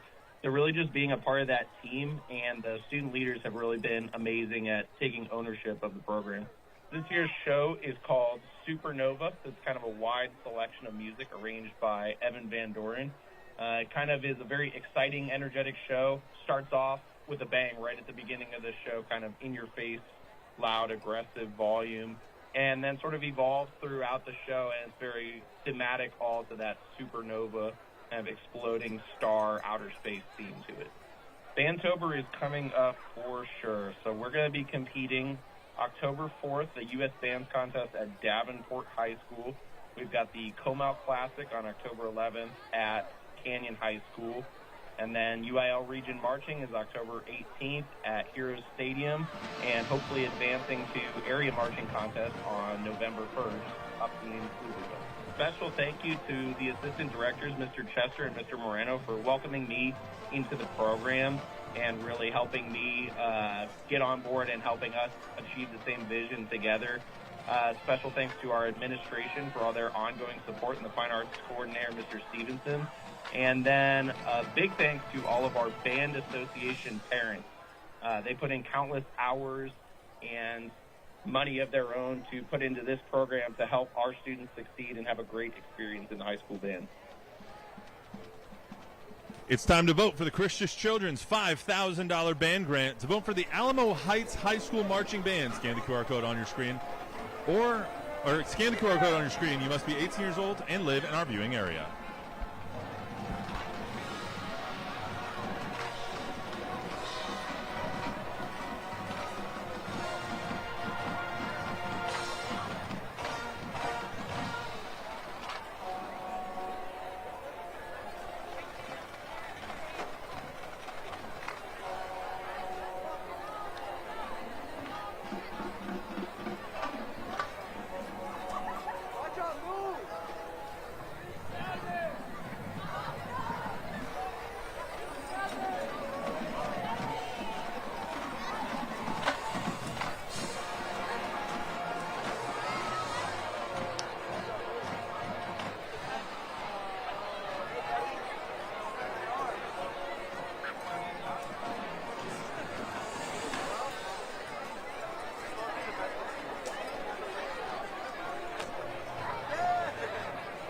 San Antonio middle and high school athletes are doing great things for our community. San Antonio Sports and Valero are shining a light on teams and individuals who model key values through their actions. This week, we salute two schools whose community projects demonstrate beyond the game values.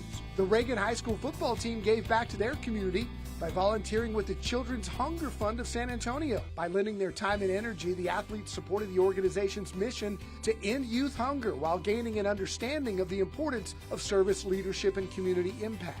East Central's Legacy Middle School's female athletes gave back by completing a community service project on their own campus. On a hot and humid day, they pushed through the challenges and showed true dedication by beautifying their campus grounds. Their effort reflects resilience, pride, and a commitment to serving their school and community. These athletes demonstrated the beyond the game values of integrity, respect, teamwork, excellence, and community service.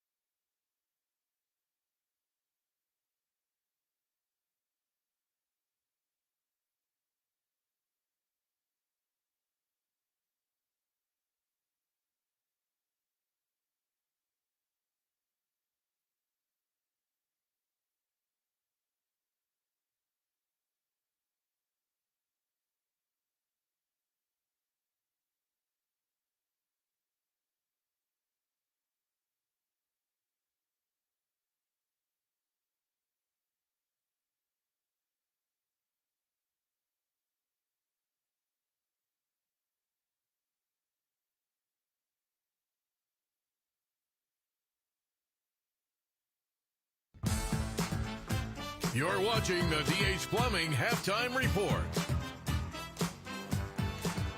Welcome back to Little Caesars Thursday Night Lights, presented by the Gomez Law Firm. It's time for our Beluga Air Scholar Athletes of the Week. At the end of the year, Beluga Air will present a $10,000 scholarship to one of the athletes we feature this year right here on TNL. Our David Chancellor has a preview with those scholar athletes. 108. You have a 108 GPA and you are the valedictorian of your class.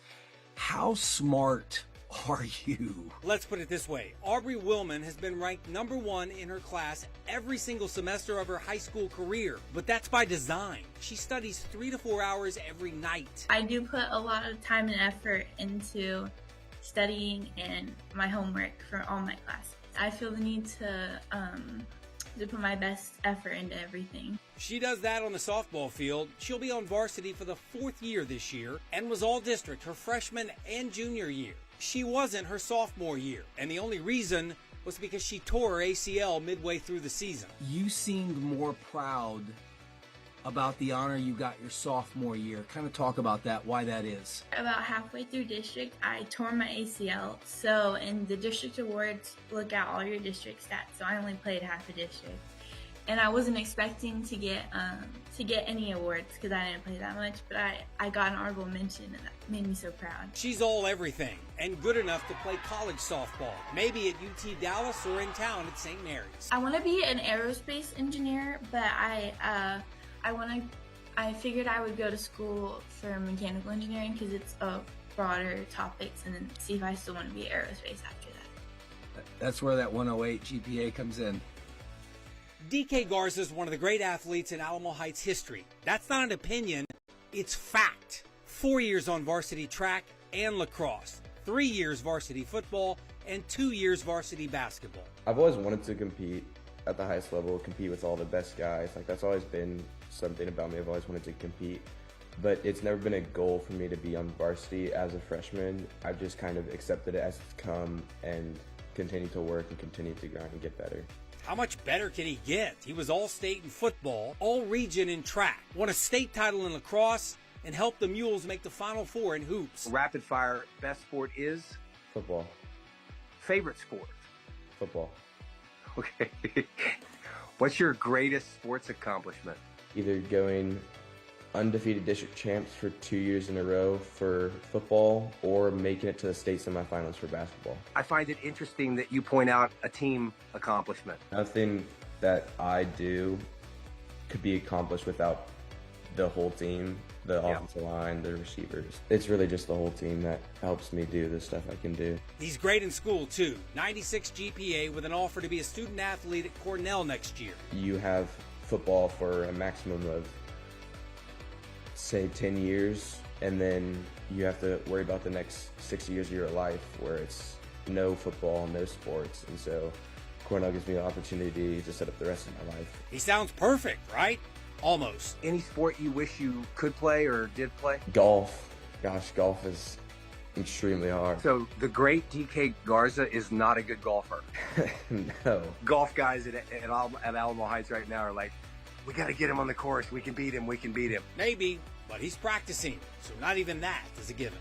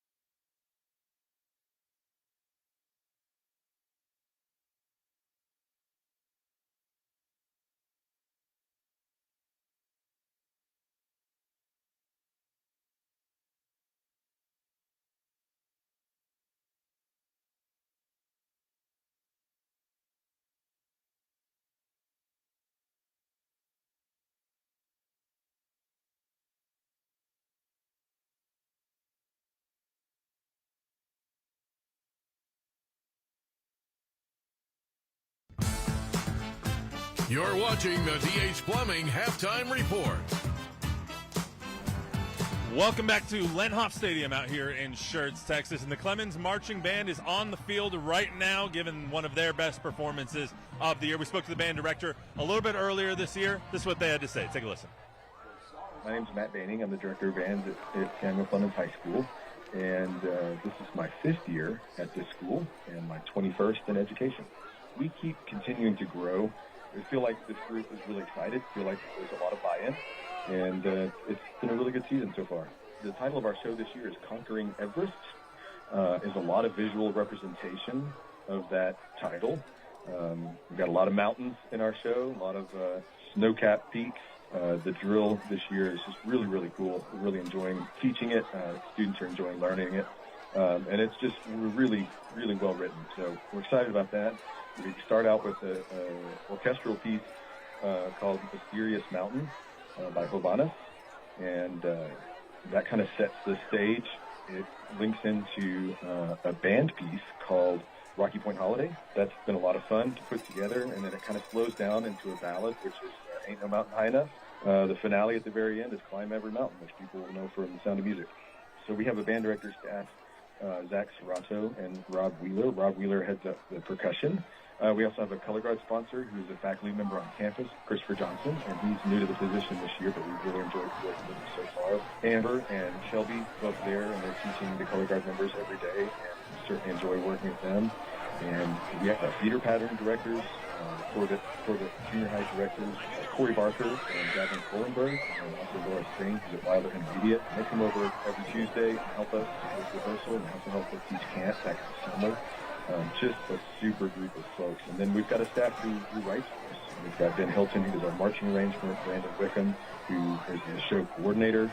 And then we also have our drill writer, Mason Daphne, who actually writes from Germany. We also have 2 percussion techs that help us out most mornings, Sean and Nick. One more quick shout out, our parents, our booster club, we have an amazing amount of support at this school.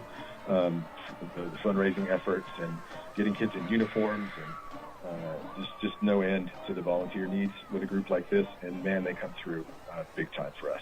So shout out to them too. To vote for the Clemens High School Marching Band, scan the QR code on your screen. I'll talk really slow to give you a chance to do it. You must be 18 years old and live in our viewing area. Thanks again to Christus Children's for sponsoring this year's $5,000 band grant.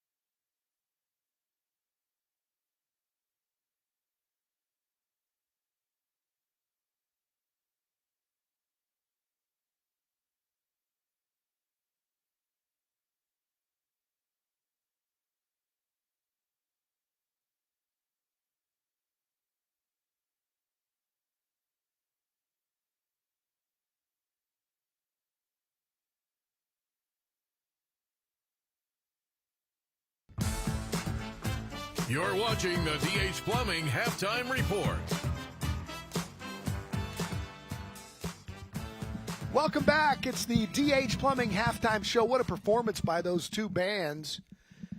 And also, thanks to David Chancellor for our Scholar Athletes of the Week. We are closing in on the kickoff of second half action. But first, we've got the highlights of the first half, and what a first half it was.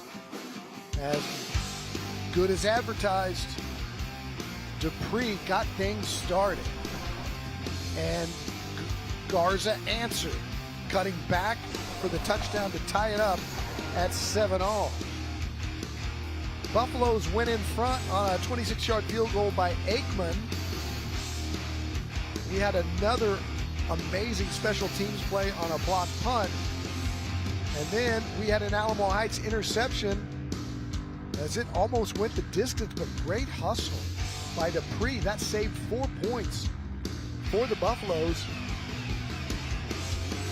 They would eventually take a 16-10 lead on this 43-yard touchdown run by Gavin Townsend. And that man right there, number 21, DK Garza, goes in. They made the extra point, and so Alamo Heights has the 17-16 halftime lead. Chuck, as we take a look at our first half stats. Yeah, you know, big plays abound. Defenses are chipping in, doing their part as well, and Clemens obviously doing a fantastic job on the ground. Alamo Heights, good balance there from them. Both of these defenses doing a good job as can be imagined when you're talking about the playmaking ability of 2 for Clemens and 21 for Alamo Heights. First downs all equal. Got a pretty darn clean game so far as you take a look at the penalties. It's a 1-point game. It's going to be a great second half. Stick around when we come back for second half action here in Schertz, Texas on Little Caesar Thursday Night Lights. Welcome to the Little Caesars Thursday Night Lights postgame show, presented by the Gomez Law Firm.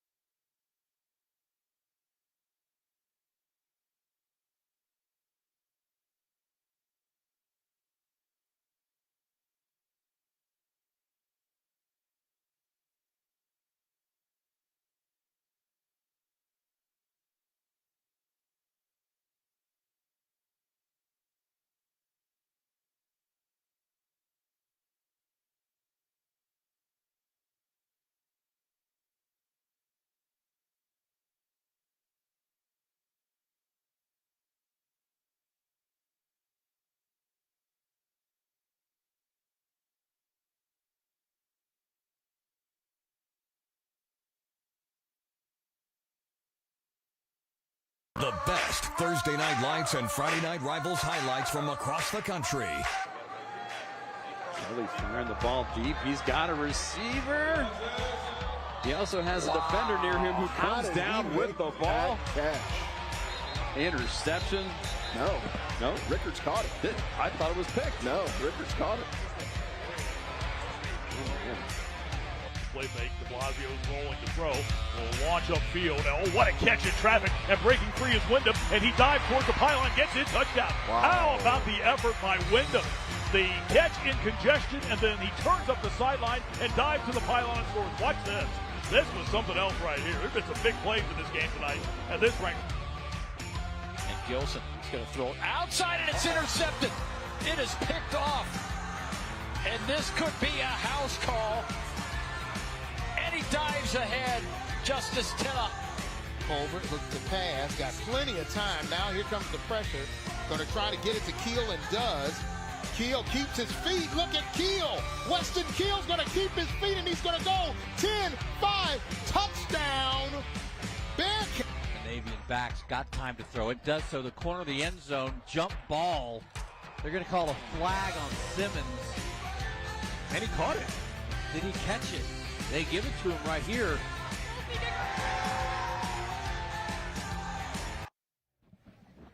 Ah, yes, Thursday Night Lights nationwide as we get ready for second half action here on Little Caesars Thursday Night Lights in San Antonio. Shirts actually tonight.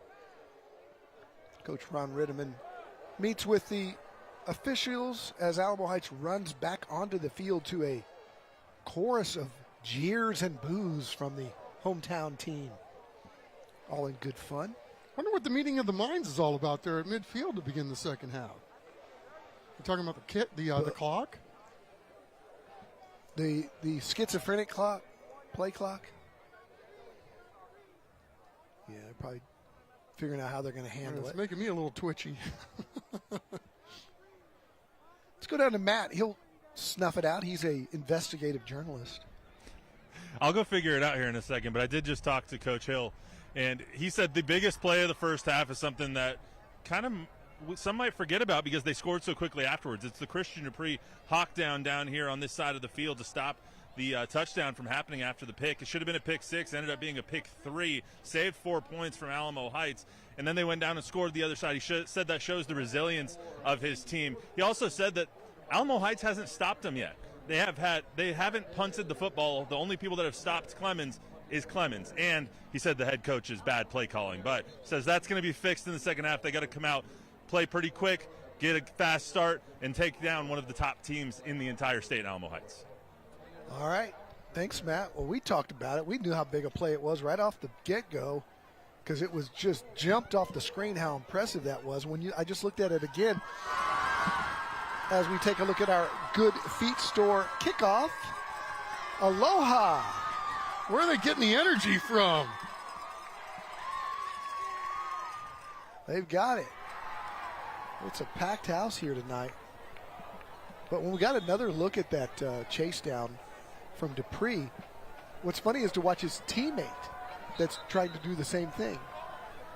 And he's 10 yards behind and 10 yards ahead in 1 second. It was funny. Just blazing by. And it just makes it look so easy. Trying to get the ball to stay on the tee here. There's a little wind that was blowing, well, I guess it would be right to left on your TV screen here at the 50-yard line in the first half, and looks like it's picked up a little bit here in the second. Jordan Ballin will let that one go through. It'll be a touchback, and Alamo Heights Mules will have it first here in the second half. We've seen two quarterbacks for Alamo Heights. We've seen both Easton Stone and Watson Laswell, the senior. Stone's the junior. He got the start. Coach Ron Redmond said both would play. Laswell had a little bit better success throwing the football, but Stone will get the start here to come out with DK Garza lined up next to him, and trips right is the formation. It's the Rushmax first down to start second half action.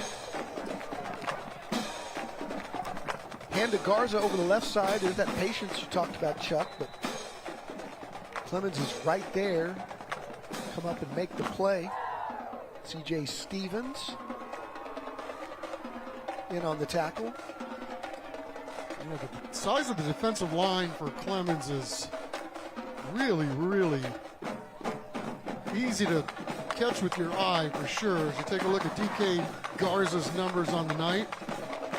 Again, that guy's always one play away from a home run ball. 2nd down and 8, little reverse to Baldwin. And Clemens was right there. They were not fooled at all. And I tell you, you got to be impressed by both Aaron Grace and Cameron Hoosier. They stayed at home and made the tackle. Yeah, we've called Grace's number a few times tonight, and he's something else. Xavier Williams, first-year varsity guy. Got 2 inside linebackers are pretty good. Kylan Whitley. They got some dudes. 3rd down and 11. As the scramble goes to the outside. May have almost gotten a late penalty as he rode him all the way out of bounds. That could have been costly. Did you see a flag? I did not, so it'll be 4th down. No, I did not. I just saw the pressure coming up the middle, and so did Alamo Heights' quarterback, Easton Stone. Did a really good job to elude the first guy in, but nowhere to go with the football. So we're going to have to kick it away. So great job by the Clemens defense here to begin the second half. Yeah, they held up well. So Easton Stone, the quarterback, is also the punter. He's shallow again. But this one won't be blocked. They'll kick it short. It'll die at the 46-yard line of Clemens. And that's where the Buffaloes will have it. We're back in 15 seconds. At Brazilian Top Team San Antonio, our kids and teen classes build more than strength. From anti-bullying to mental resilience, your child becomes part of a community that lifts them up. Sign up today for a free trial class at bttsa.com. Callan Kilbasa, 6-13 tonight for 99 yards and a touchdown. 2 good running backs behind him. We've seen electricity out of both of them tonight. Devin Morgan and Gavin Townsend. That's Townsend on the carry. He had a phenomenal drive earlier. His 43-yard touchdown run capping off the drive where he carried the ball, I believe, 4 or 5 times on that drive. Yeah, and great pursuit that time on first down.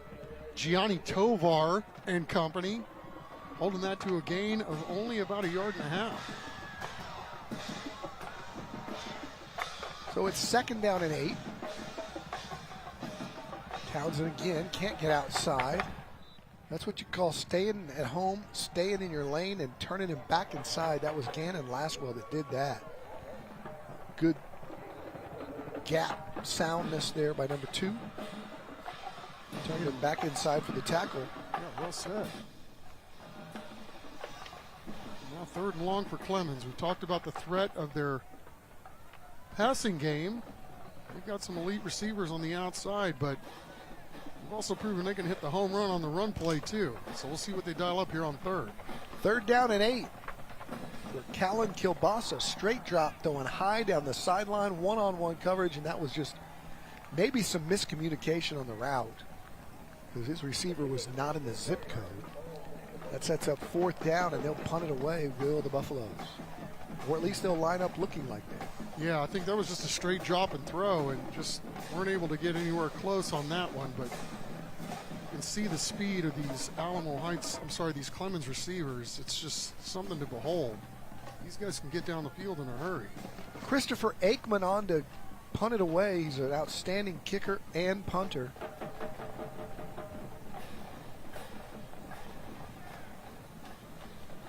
Gets this one off. A nice high kick. Backing up. Alamo Heights, they touched it. It's loose. And the Mules got back on top of it. Trip Johnson. Whew, he's relieved. Mules football when we come back.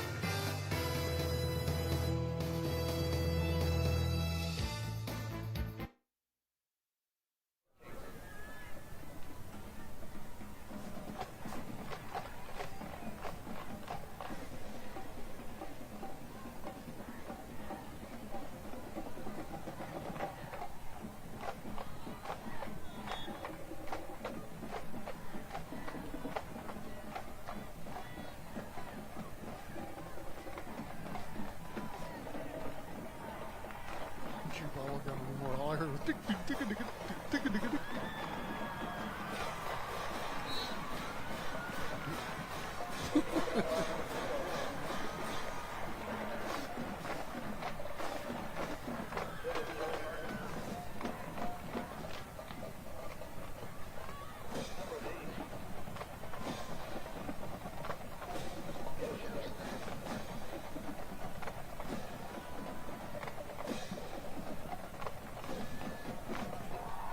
We are back, and it is 2nd down and 10. Alamo Heights ran an incompletion there during that brief break. They'll run it to Garza. He gets to the outside, looks for the seam, gets a nice gain near the stick. He'll be short of the first down, but Chuck, when you were talking about his patience, man, that's right on the... I'm amazed at how he's just not in a hurry, and he's just not going to be freaked out by whatever's in front of him, and if it means he needs to run over somebody, he'll do that. Yeah, he's got a couple of big ones over there on the left side to run behind, too. Waddell Gutierrez and Carlos Martinez. But, yeah, 21's pretty darn good, isn't he? 3rd and 3. They throw it to him here. He's got 2 tacklers out there, and he's trying to fight them off, but a good one-on-one tackle out there again by Grace. Man, he's been really good tonight. He's been the one guy that says, I can handle him one-on-one. Yeah, now they're dropping him back. It'll be 4th down again, and again that Clemens defense holds, and Alamo Heights will have to punt it away. And Alamo Heights rolling the dice time after time. They've had one blocked, and Clemens shows house here, but it's only about a 9-yard drop by that punter. They just get it away quickly. So another short kick. This one checks up and goes backwards at the 40. So Clemens will have it inside Alamo Heights' territory at the 40-yard line. And we'll be back with that possession after this.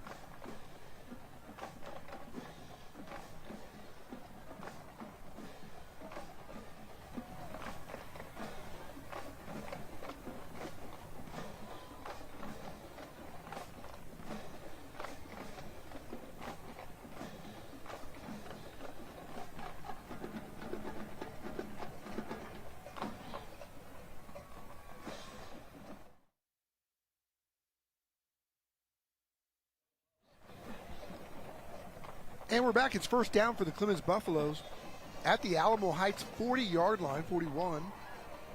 It's a Rushmax 1st down. Keel Bassa, who fires to the outside and good coverage. Young man who had the big interception for Alamo Heights earlier tonight, Lee Brockwell, was there on coverage, and he's feeling that one. He delivered the shot, but he may have taken the worst of it. Let's take a look. Ball's out quick. And yeah, there is a collision there. He's got a little rib to the solar plexus. Yeah, I think he got an elbow right to the sternum. He's turned in the play of the night so far. He lost his wind there for a second.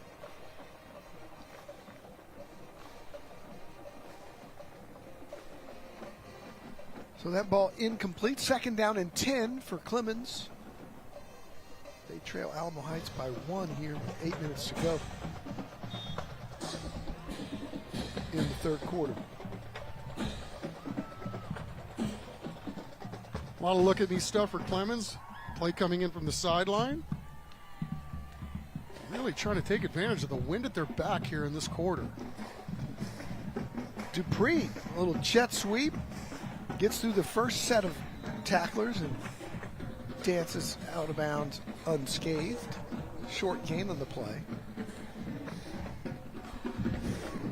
Did we mention Clemens has a drum line? It's a good one too, isn't it? Very good. One of the best. Hey Chuck, you just mentioned the wind at their back. The wind has picked up significantly down here on the field. I was speaking to Chris Suchan, News 4 chief meteorologist Chris Suchan, before the game, and he said the wind is going to continue to pick up as we get through and closer to midnight. So you're probably going to see a lot more of that in this second half, a lot more running plays as you're going this way down the field, because that wind, as you saw in the last couple of punts, is really knocking things down. Clemens has the wind at their back on this drive. Yeah, good intel, Matt, and that was a heck of a play design there by Clemens, right? Looked like they were going to run it left, and then they go right, and they get a nice little chunk play right there. Dupree with the big gain. It's a Rushmax 1st down, and the Buffs are on the move. The 26-yard line.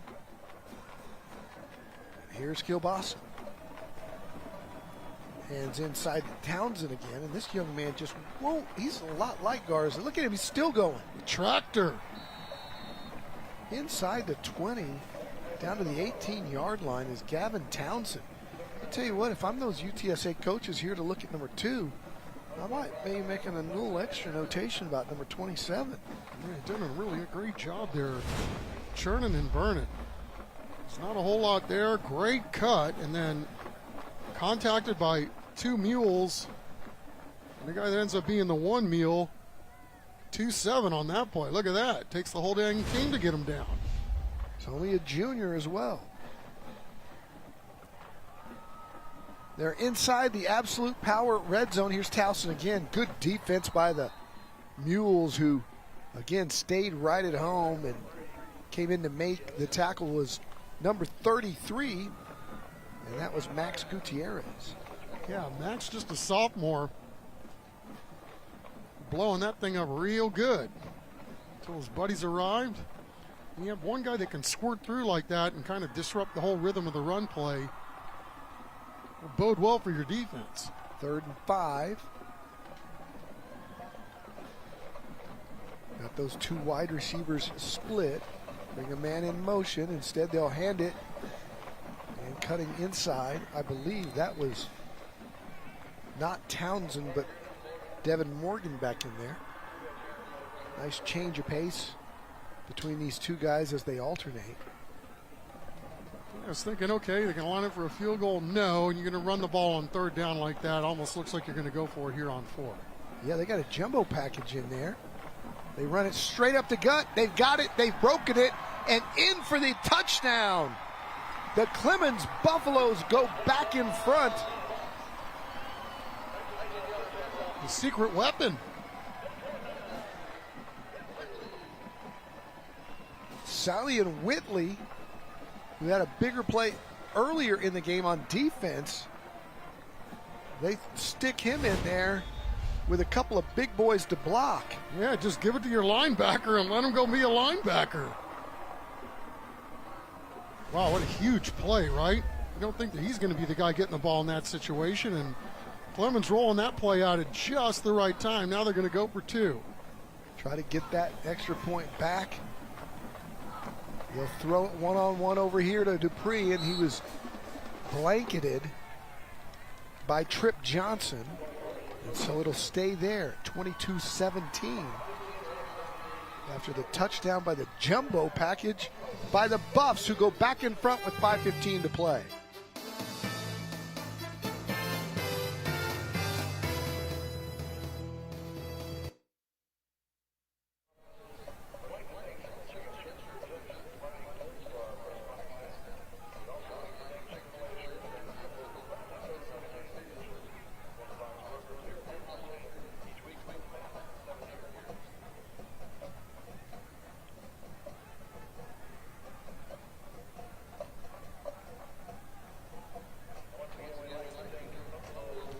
If Chuck can hear me, Coach Hill was just down here saying that the defender was in Christian's chest before the ball got there. He said, I know it's not roughing, but the defender's already there, so how's he supposed to catch it? So he thought it was roughing. I don't know if it was, but he thought it was.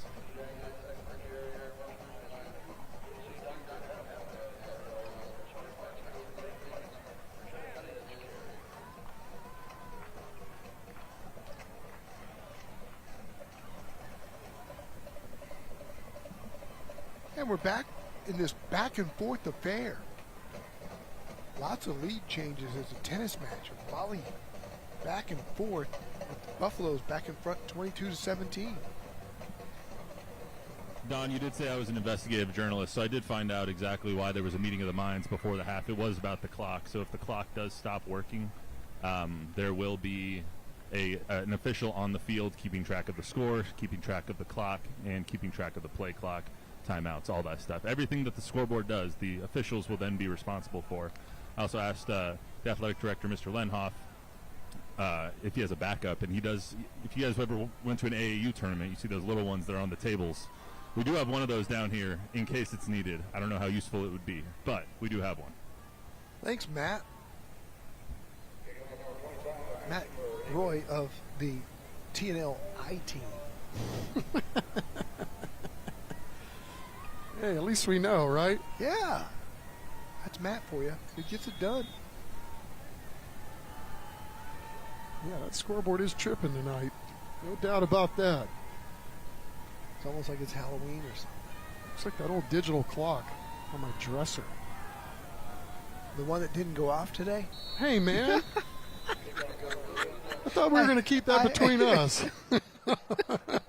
It was too easy. It was. I'm sorry. Let's change the subject. Here's that 2-point convergence. Yes. Pass interference or no pass interference?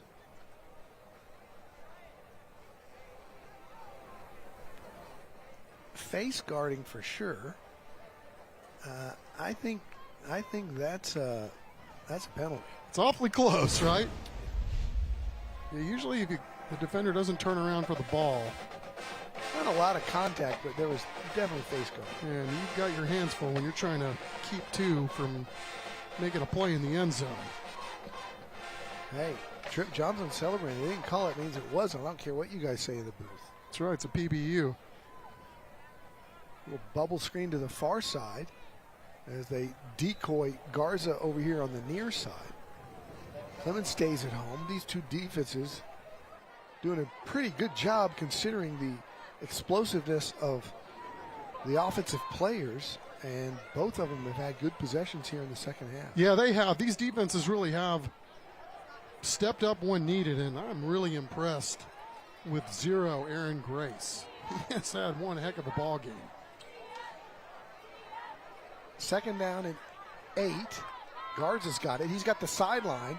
He's down the sideline. He's got a first down across the 35, just short of the 40. He may have been nicked on that play right there. A little delay and huge chunk play again for 21, but took a little bit of a shot there at the end.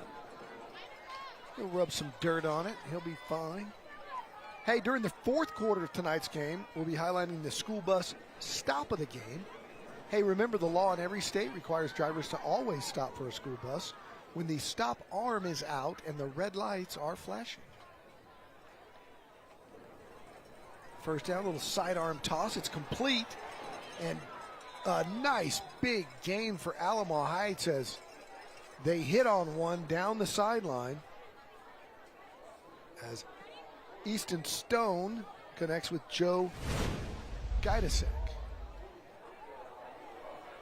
Well, Clemens came up to press the receivers, so you obviously want to make it really hard on the quarterback there, but if the play's completed, you got to break down and make a play, and, well, you don't, and that was a nice pickup by Alamo Heights. Another Rushmax first down. Stone's going to scramble. He's got some yards. He's got another first down. He's across the 30 and out of bounds, so all of a sudden, look out, Mules on the move.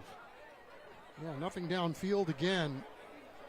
Stone and company having to work into the wind in this quarter, and with the heat coming from his arm side. He goes left. And not a lot of ball carries for Easton Stone coming into this ball game, but that's clearly his biggest run of the year. So it's a Rushmax first down. 3:55 to play here in the third. They thought there was movement. Instead, no whistles, no flags. Garza on the carry gets nothing. A good tackle there, good again by really a guy who's been kind of the man of the night for Clemens, making a few good plays, is Silene Whitney. Yeah, he's doing it on both sides of the ball.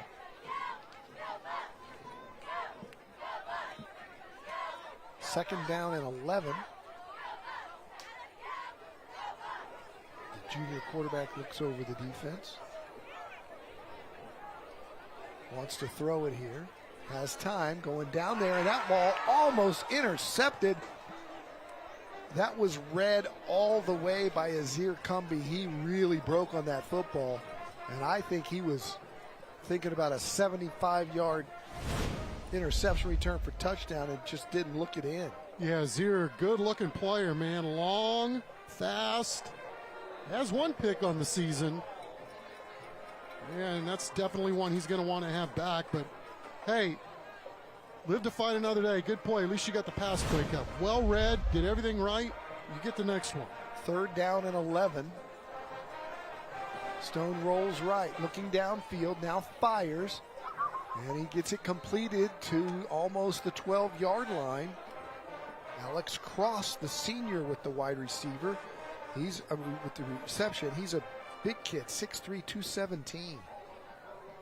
Yeah, that was a really nice play, too, by Easton Stone. Rolling out, in complete control of everything, throwing a dime on the run.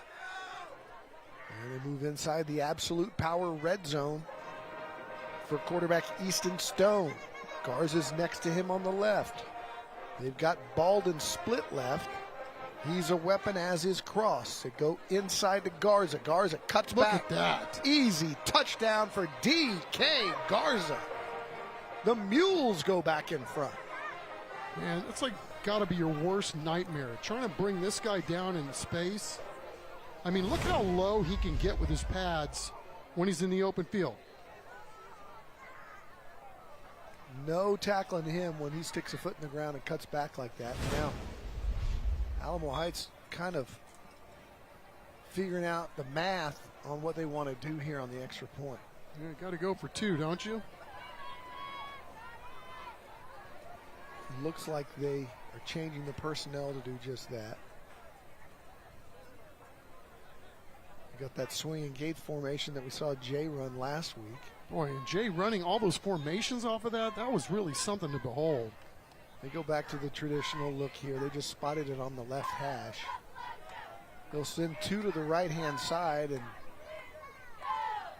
put Garza back there with Stone and bring a man in motion. They'll roll out, fire, and incomplete, so it'll stay a 1-point Alamo Heights lead. D.K. Garza, another touchdown in this back and forth shootout, just as predicted with 3 minutes to go here in the third.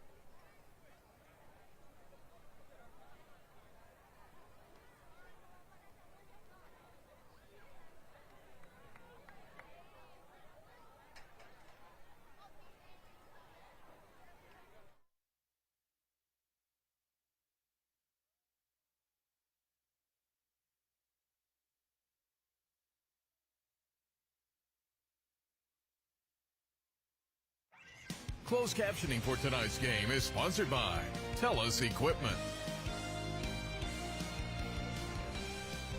Welcome back. We are at Lenhoff Stadium here. Alamo Heights Mules have jumped back out in front. 23-20 as we play on here in the third quarter. Everything we thought this game was going to be, it has turned out to be. Maybe a few more plays on defense than we thought we were going to get, but so far both of these teams, when they get these offenses going, man, they are hard to stop. That was a remarkable drive, Don, by the Alamo Heights Buffaloes. Really patience exhibited by Easton Stone. Made really good plays, good decisions with the football, made a nice run, had a nice throw, and then a DK Garza finish it off. Yeah, the talent, as predicted, with Dupree and Garza, as good as advertised. And you can see why both guys are going to be playing at the next level. And playing a lot of snaps, special teams, offense, defense. Here's a look at our Monarch trophies. They'll be handed out tonight to the winning coach and to our MVP. Tough call to make that right now. 344-3777 is the number for you to call. If Monarch Trophy can do anything for you, for your business, for your sports teams, they've got it all. They've got plaques, awards, trophies, all kinds of business, crystal. Just if you've ever been in their showroom, the place is just absolutely impressive. And they've been with us since the very beginning here on TNL. Our thanks to Monarch Trophy. It's a Rushmax first down. And it goes very little there to Dupree on first down, gain of about 1. But I like the idea, right? I mean, you get that guy the football with one-on-one coverage. A lot of times he makes that first guy miss. Absolutely, and especially here as we wind the clock here. Late third quarter again. I hate to keep bringing up the wind, but it is moving at a very brisk rate, and it is right at the backs of the Clemens Buffaloes. It's going to be a lot easier to throw here in the third than it will be in the fourth. I can assure you that for them. Cowboys kicker Brian Aubrey would like to try one from here. Brandon Aubrey would like to try one from here, from the 30, his own 30. Well, it's going to be interesting to see what happens in the fourth quarter if Alamo Heights has got to kick a really long field goal. So take a look at the numbers by Trey Burton on our Ideal Precision Roofing Exteriors player profile. Got a lot of guys on both of these teams that are playing multi-sports, and Trey playing basketball. Look at there. Starting center fielder on the baseball team too, so that makes him really special in my eyes. Yeah, man, these guys, I mean, you look at these guys just line up 2, 5, 6, 1. They have got some athletes. And they'll throw the little bubble to Dupree. And Alamo Heights there with 3 guys. They're not going to let him get loose. At least they're going to try not to. Yeah, Blake Bader, the junior linebacker running back. Outfielder. 22. Yeah, that dude doing a really good job of shucking his block outside and coming back in to help tag team that one. Second down. Townsend up the middle, some tough runs, but tough yards rather, but picks up another 3 or 4. It's going to set up third and manageable. Right about 5 yards. So we tick inside a minute in this close, contested football game. Let's see what Clemens decides to do here, because probably 2 down territory. Don't seem to be in much of a hurry, even though that wind factor, they'll be switching and going into it in the fourth. Third down and 5. This would be a good position. Put that ball up into that wind and let it roll. That ball is knocked down by the Mules. Albert Colglazier coming up to knock it down and get the stop. It'll be 4th down. Remember, Clemens has this outstanding kicker punter in Christopher Aikman. All he's going to want to do is get this thing up into the air and let it ride and try to back the Mules up as far as possible. And he's got a great opportunity to do that if he can get this kickoff before the end of the half. And who knows when that is when we look at the clock. Yeah, we just saw Albert Colglazier. Did a really good job this week on camera talking to us about his game. And that was a bomb. They'll let it bounce, and it goes into the end zone, and that's hard to keep it out with that wind. You want to get it up and let it go, but, man, it was easily into the end zone. We're back in 15 seconds. At Brazilian Top Team San Antonio, our kids and teen classes build more than strength. From anti-bullying to mental resilience, your child becomes part of a community that lifts them up. Sign up today for a free trial class at bttsa.com. We got one play left, maybe two here in the third quarter. Alamo Heights has it 1st and 10. It's a Rushmax first down. And they stay with Easton Stone at quarterback. They fake it to Garza, boots out and completes it. Clemens will come up and make the tackle after a short gain of about 6.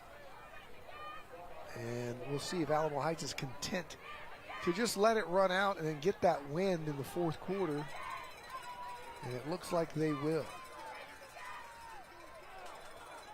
That's the end of the third quarter in a really good football game out here in Schertz. Ron Ritteman's Alamo Heights Mules hanging on to a 1-point lead. They've also got the football as the fourth quarter starts when we come back.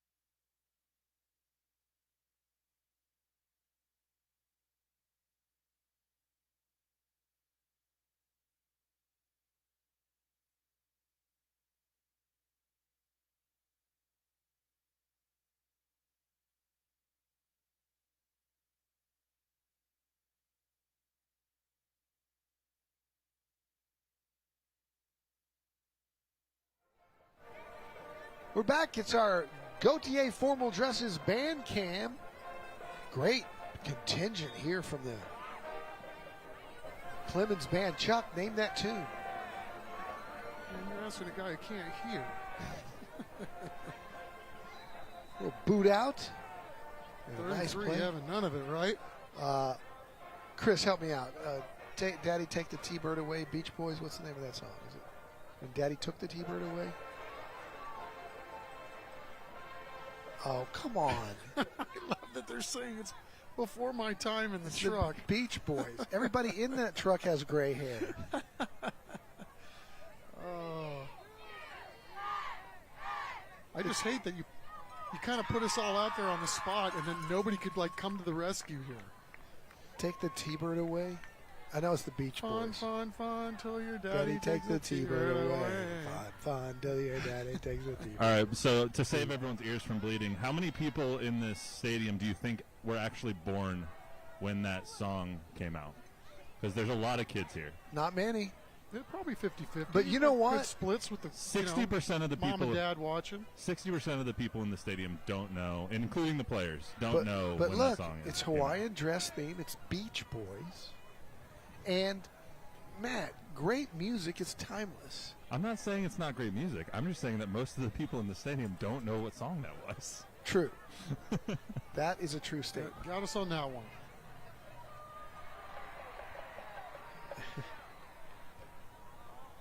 Going deep, got that wind behind him, looking for a man, and incomplete. Good coverage down there by number 1. We've been talking about the way that young man just looks in his uniform like a college football player. And Derek Williams had good coverage on that play. But there is a flag down, and that's the first one. We're in the fourth quarter. Talk about a clean game. Looks like a chop block signal. Yeah, I was going to say, I thought Derek Williams did a nice job just kind of running with this guy down the sideline there. I think they're going to get a chop block on the Mules. That's going to back them up. Here's Fred Juarez.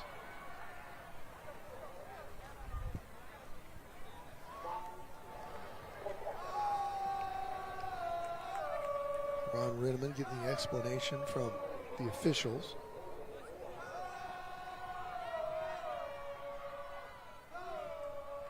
The confirmation on our Beach Boys song is fun, fun, fun.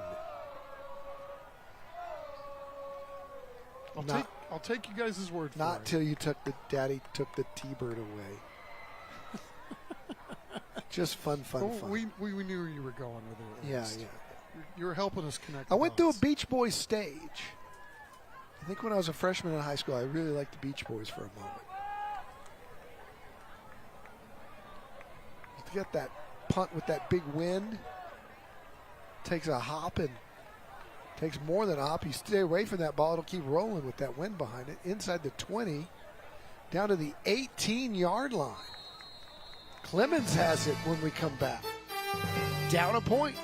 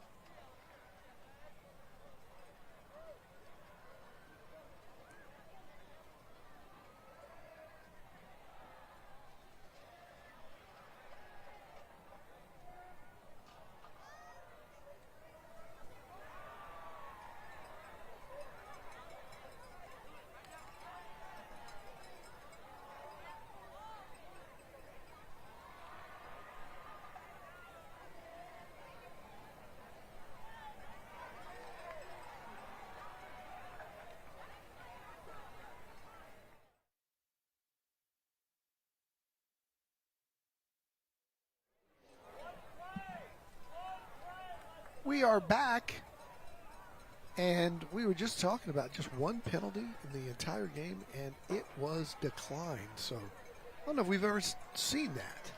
Not a single assessed penalty, and I just jinxed us. Knock on wood. Yeah, it's been a minute, right? In the football game. So here's a Mega Furniture first down. They swing it out to the near side for a small gain. Don, you guys have done a good job illustrating the wind out here. I just asked Coach Ritteman, now with the wind, how comfortable are you with your kicker? What's the distance that you're comfortable? He said 40 to 45 with Gannon would make him feel good. Walked over here to the Clemens side and asked the kicker, Mr. Aikman over here, who is the better kicker of the two, into the wind, how comfortable are you? He said, normally 60, 64, but into the wind, 45 would make me feel pretty good. So it's going to be down to the 28-yard line for both of these teams to feel good about a field goal in the fourth quarter. Good to know. Matt going straight to the source with Aikman. I think the takeaway there is he said normally 60 to 65. Dude, we were watching the Alamo Heights kid before the game, and he hit the crossbar from 50. And then he made one from the 45 into the wind. So both of these teams... Well, what is Aikman? Armed with good kickers. He's a top 20 kicker in the country, Aikman is. So, man. Top 12 as a punter, too. Blitz coming off the outside. Got him. Huge play by Alamo Heights. A surprise off the edge. Abel Martinez coming through like a freight train on that one. And, man, the Alamo Heights coaches who were in the booth next to us are super geeked about that one. I haven't dialed up a lot of blitzes tonight. They dialed up one right there, and just never saw it coming. And, quite frankly, Clemens lucky to maintain possession after that clean hit. And Aikman, for all his accolades as one of the top punters in the country, has his hands full here standing on his goal line into a brisk wind. Gets it off. And not bad considering. But it bounces back and the wind blows it another 5 yards back, and it's inside the 40-yard line where the Mules will have it with the lead and 10 minutes to play. This has been some chess match between these two ball clubs. We talked about, the importance of this game for both of these teams. Obviously, Clemens wants to be going into some momentum, going into district play. Alamo Heights hasn't been tested all year, right? They've been tested tonight. And both of these teams are going to have probably their biggest challenges in their league coming up next week. So this is one heck of a tune-up for both of these teams. Should prepare them amply for next week. All right, it's first down 10. Mega Furniture first down. They'll hand it to Garza. Cuts back inside, but good sound defense there by the Clemens Buffaloes, as they have been all night with their front four and that linebacking crew. 29 making a play again, and what a player he is. There's no doubt about it. He's having a heck of a ball game here, but just the surprise, too, that, Clemens has done an outstanding job of really limiting the explosive ability of DK Garza tonight. He still has not reached 100 yards, and we told you, coming into this ball game, this guy was just a shade under 750 yards rushing in 3 games to start this season. So second down and 12. They fire out into the flat, complete it to Cross. We'll set up third and short. Yeah. Chip away at this clock. Right, you get a touchdown, he might be able to salt this game away. Conversely, Clemens knows they've got to get a stop here. You can bend, but you can't break. You have to keep this a one-score possession at the end of this drive. The PA announcer imploring this huge crowd to come up on third down here, and the Buffs to get a stop, and it's getting loud here. So they'll go to Garza. Garza stuffs it up close to the line. He's short by 2 yards. And with that call, you might be thinking Ron Ritterman was already thinking 2-down territory, and that he was going to go for it anyway.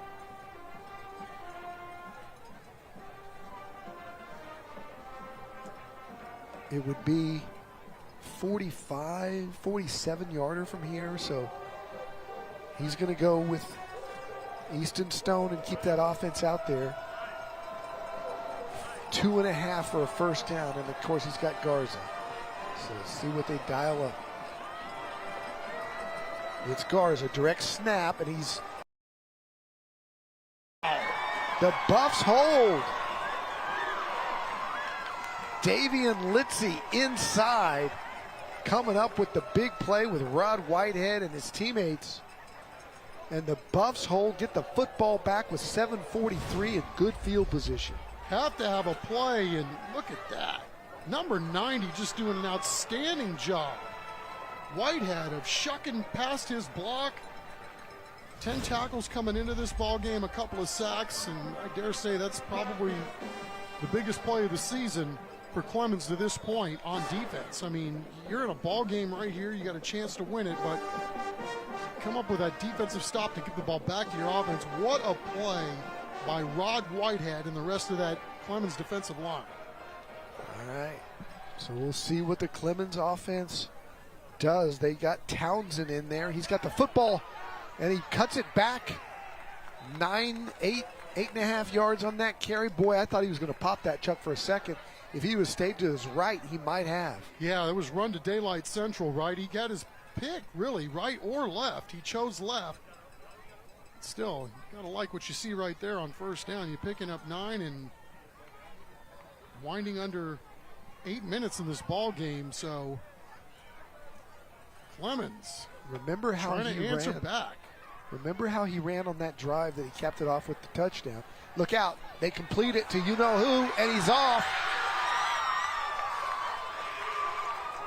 Dupree crosses midfield and gets into Alamo Heights territory down to the 40, getting the ball into the hands of their playmakers.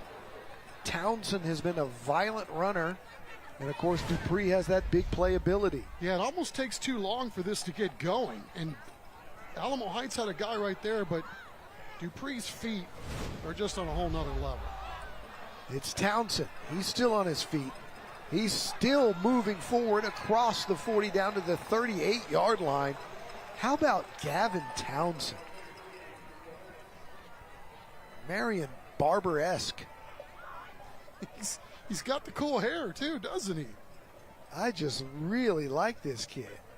We heard about Garza, we heard about Dupree, we heard about all these stars. Didn't hear much about him. He wasn't really touted on the two deep, but he's been a player of the game candidate tonight. 2nd down and 5. Here he is again. Getting to the outside, cutting it back inside, still on his feet, grinding across the 35 to the 34-yard line, and that's another mega furniture first down for Gavin Townsend. Yards after contact. 27 seems to like contact, and he seems to like getting yards after contact. The fact that he had his back turned to the tacklers right there and he's still churning those legs, you see the night that he's having. 123 yards and a touchdown and a first down here. They'll fire back out to Dupree. Down the sideline, he's going to score. Dupree, touchdown, Clemens. There's no catching him when he gets going. I just can't believe what I see sometimes from this guy. Do you see how quickly he turned that up? 0 to 60 in no time. And it doesn't even make it look like he's trying. It's just, he runs at a different pace than he glides. So smooth. 8 catches, 139 yards, and 2 touchdowns. And Roadrunner fans, meet. You're going to be happy to have him. As they direct snap it to Whitley for another 2-point conversion. Silean Whitley gets in the end zone again, and it's a full 7-point lead. Clemens gets that lost extra point back, and they lead by a touchdown.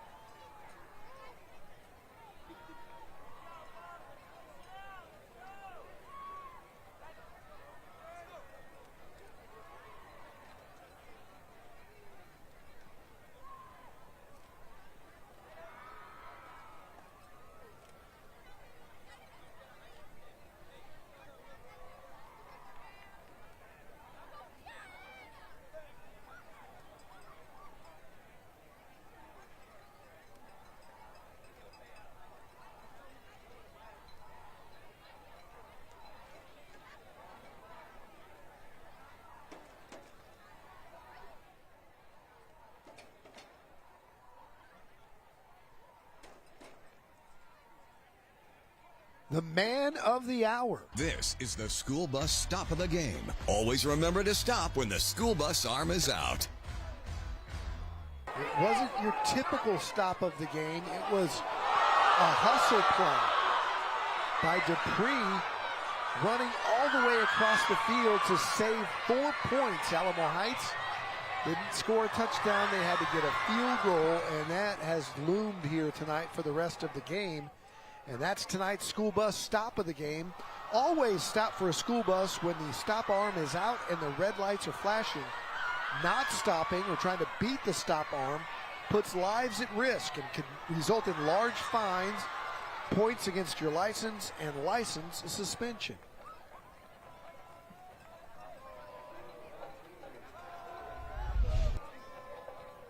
Well, can you show the stop of the game and then show Christian Dupree on back-to-back shots? Like, ain't nobody stopping that guy. He's the go of the game as well. What a performance. What a ball player. Jeff Traylor and his recruiting staff, Joe Price, all over him, and Joe's here tonight. Got to be happy with what they see down there on the sidelines, all the UTSA coaches who are recruiting this young man. Now a good special teams play by Clemens. So obviously, Alamo Heights, they've answered the bell all night long when they found themselves behind on the scoreboard. Still plenty of time in this football game. They got the win at their back and done a good job tonight against a much larger Clemens Buffaloes team, but sense of urgency now, down a touchdown with 5:38 left. Watson Laswell got a couple of reps, a couple of series in the first half. They stayed with Easton Stone the entire second half. He's in now for the Mega Furniture first down, wants to throw it on first, does, and overshoots the intended receiver. Good coverage back there by Da Vinci Johnson. It was almost a work of art.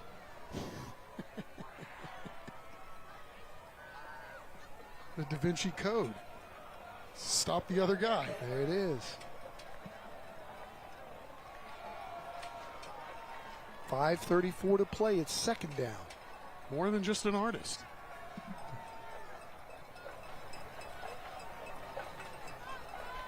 Here's Garza on a counter. Oh, it wasn't Garza. Check that. They pulled him out. Into the football game for Alamo Heights is Stefan Torreya. He gets a carry, and he picks up about 4. He's back out. Garza's back in. Is that Hoosier making another tackle? And that Clemens defense really feeling their oats right now, dancing around. They're fired up. They wanted to get another stop here. They're 2 plays away from a massive stop here and getting the football back. Alamo Heights to throw. Over the middle. Caught! First down and more. It's Baldwin. And what a laser beam from the right arm of Easton Stone. You're not kidding. That was a sizzle missile right there. Looked like a big boy throw. Just drop back and let it rip. Wow. Mega Furniture first down for the Mules. Tight window, too. They quiet down that Clemens crowd for the moment.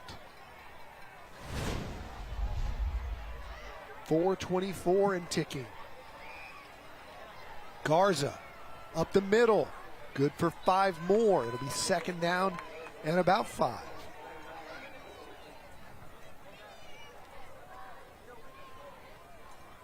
Again, plenty of time. So you want to run the ball or throw it. Pretty much you got the whole clock at your disposal. And remember, that guy right there is a home run hitter. He can take it the distance at any moment.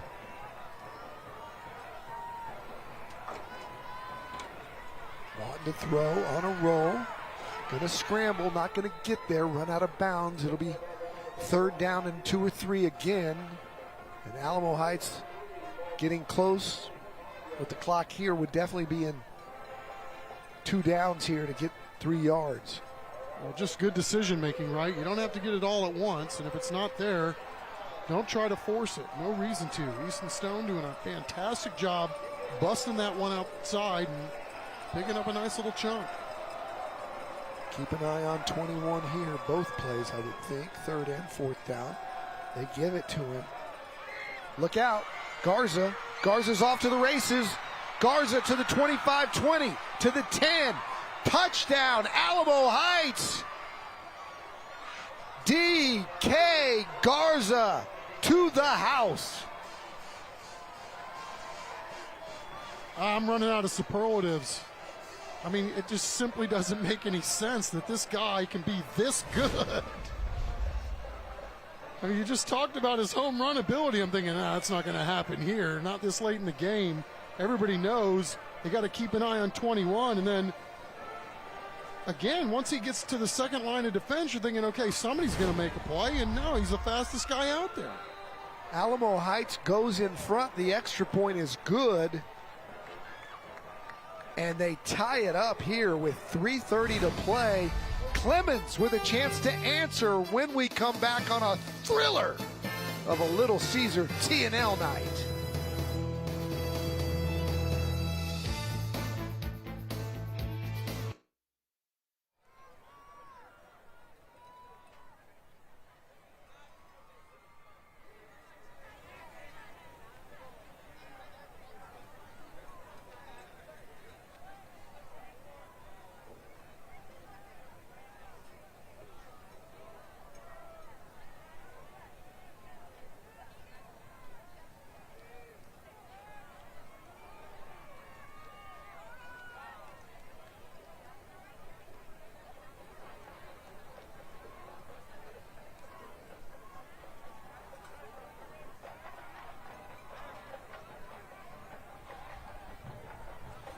Guys, the Coach Hill said the goal is the 20-yard line, just for reference, 20, 25-yard line.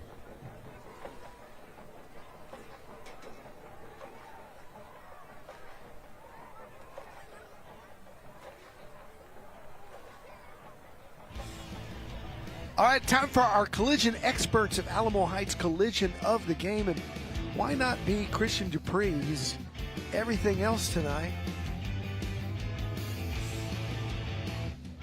Somebody needs to go to the body shop. The collision experts of Alamo Heights. Collision of the game. You know, we talked about both of these guys before the ball game, and it's just so obvious, right? I mean, 21, DK Garza, this guy, absolutely unbelievable ball player. On the other side, Christian Dupree, we talked about him. Again, the thing that I'm still having a hard time wrapping my eyes around, ears around, whole body and soul around. How is this guy not one of the most recruited dudes around? It just does not make any sense to me. Well, the Clemens Buffaloes will have a chance to drive this down for the game-winning score. They've got one of the best kickers in the nation, but he's going into a stiff wind. So what are they comfortable with? Let's go down to Matt Roy. Matt. Guys, just ask Coach Hill. 20-yard line is the goal. Obviously, Christopher Aikman thinks he can make it from halfway to the goal line, but the goal here is 20 to 25-yard line. Give him a 35, 42-yarder into this wind, which is only getting stronger as the game goes on. The 20-yard line would be a 37-yarder, so that's right there in between that range. And you talked to the young man earlier tonight. He's confident with no wind at 60 to 65.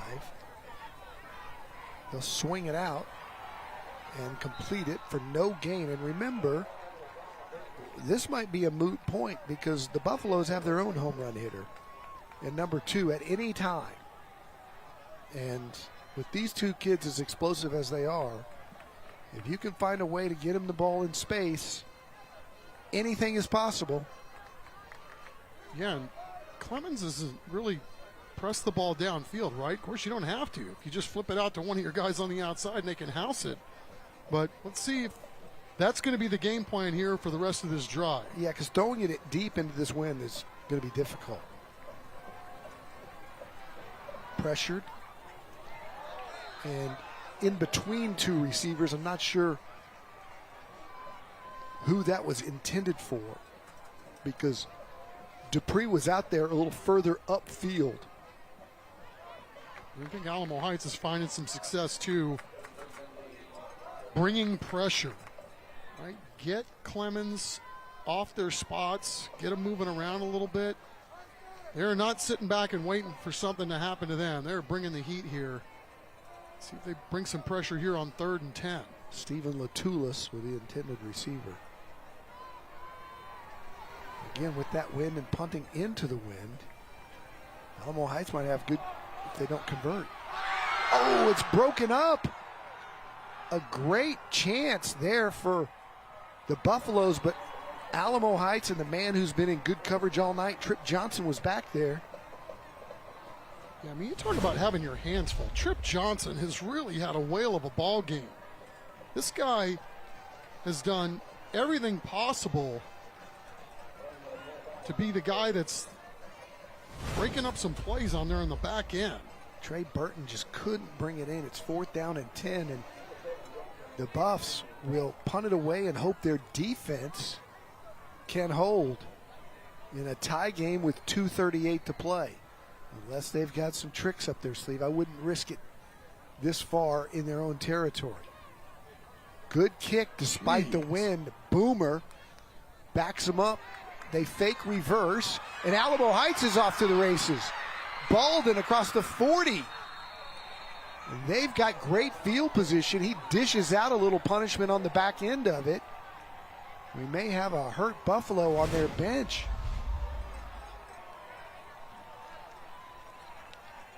Yeah, a little explosive play here on specialty teams. Whitley gets tangled here, and he's limping off. Alamo Heights will have it with a chance to win the football game. Now they got Baldwin in at quarterback. I beg your pardon.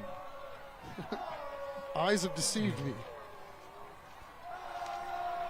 Stone back in. Hands to Garza. And Garza carries everybody for about 4. Still on his feet. Never went to the ground. Now you got to manage this clock too if you're Alamo Heights, right? You want to make sure that this is the last possession of the ball game, and that's what hurts Clemens so badly on that last drive, right?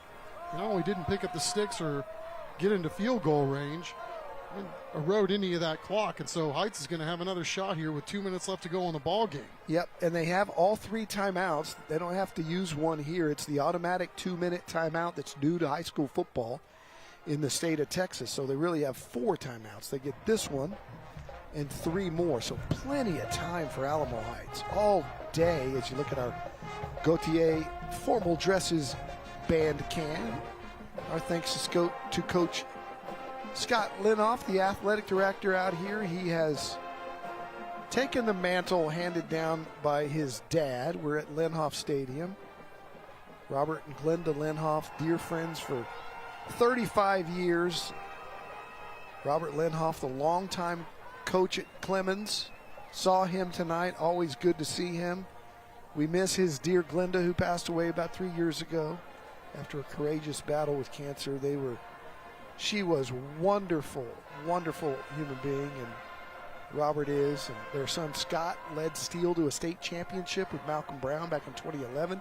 He's the AD for the district now, and our thanks to him for his hospitality out here tonight. 2nd down and 8. Going deep. Got a man. And I don't think the receiver saw the football. I think Alex Cross led up and then saw it late. And it looked overthrown, but had he kept running, it might have had a chance. Yeah, just wind it up, let it rip, and see if your guy can go make a play, right? And it certainly helps to have that gale force wind at your back. Looked left, threw it right, just a little too tall. 1:55, no timeout needed on the incompletion. But they do need a 1st down if they're going to keep this drive alive. They've got 2 plays to get 8 yards. Stone rolling out right, looking again. That ball is almost intercepted. I think the Clemens fans thought that their man had it, but it just went through the hands of C.J. Stevens. Well, that's the thought process, right? You have a home run ball that you almost connected on, so you're thinking, okay, you've got Clemens thinking, got to protect the end zone here, so you try something underneath. But that was almost a heck of a play right there to stop this drive dead cold. Good athleticism by that young man jumping up. 4th down. And even with this wind, it is out of the range.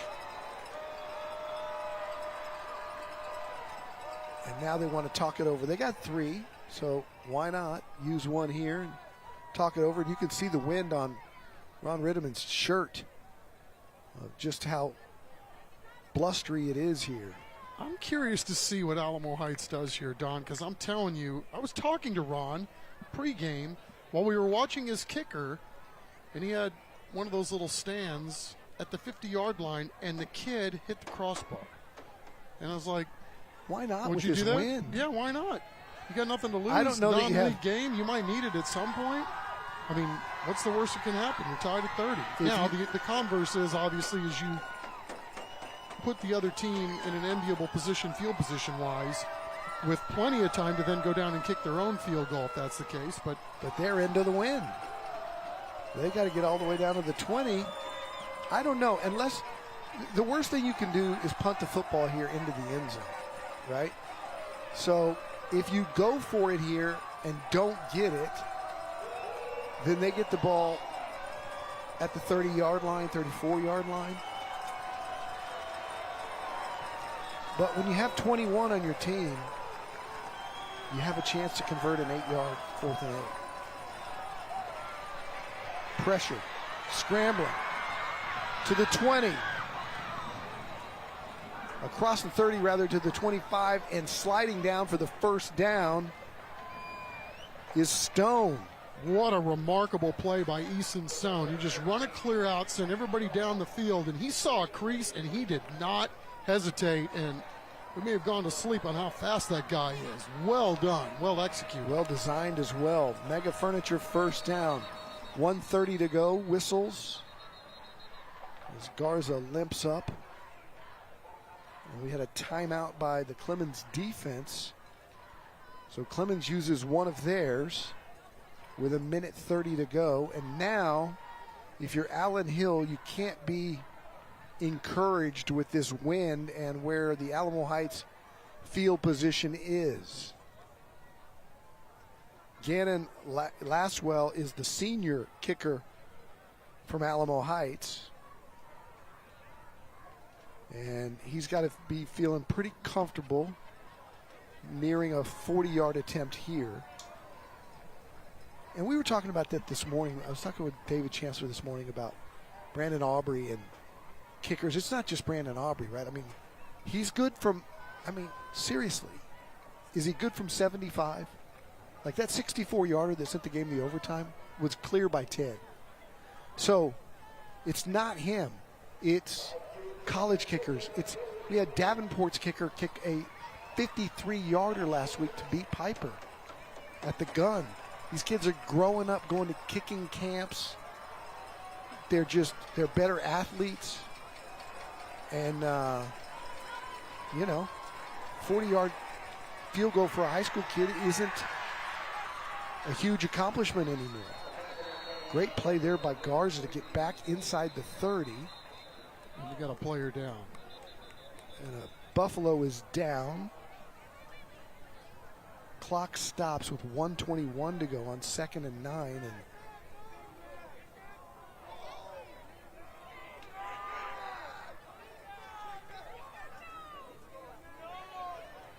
let's hope that's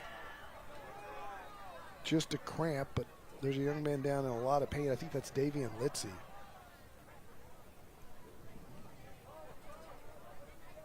They attend to him. And some serious strategy going on now with clock management, down management. 90? I think it's 98. I think you did get it right. I think it is Litzy. He went down pretty quickly, and we'll just hope for the best there. Looks like a leg injury. He's at least sitting up.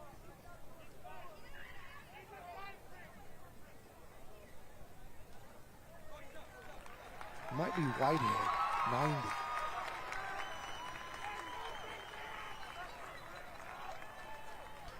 Oh, it's 98. You're right. It's Litzy.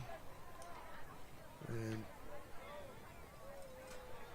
at least putting some weight on his legs. A little bit. Seems to be getting a little more. We hope for the best. Those trainers doing a really good job there too, hustling out there quickly to check on their guy. That's Davian Litzy, who had that huge play early in the game when it was a 4th down stop on Garza. Second down and 9. Alamo Heights with 1:21 and 2 timeouts. Looking to win this football game in regulation. Here's Garza. Spins back inside, dives forward for 2 more. And Clemens burns one of their remaining 2.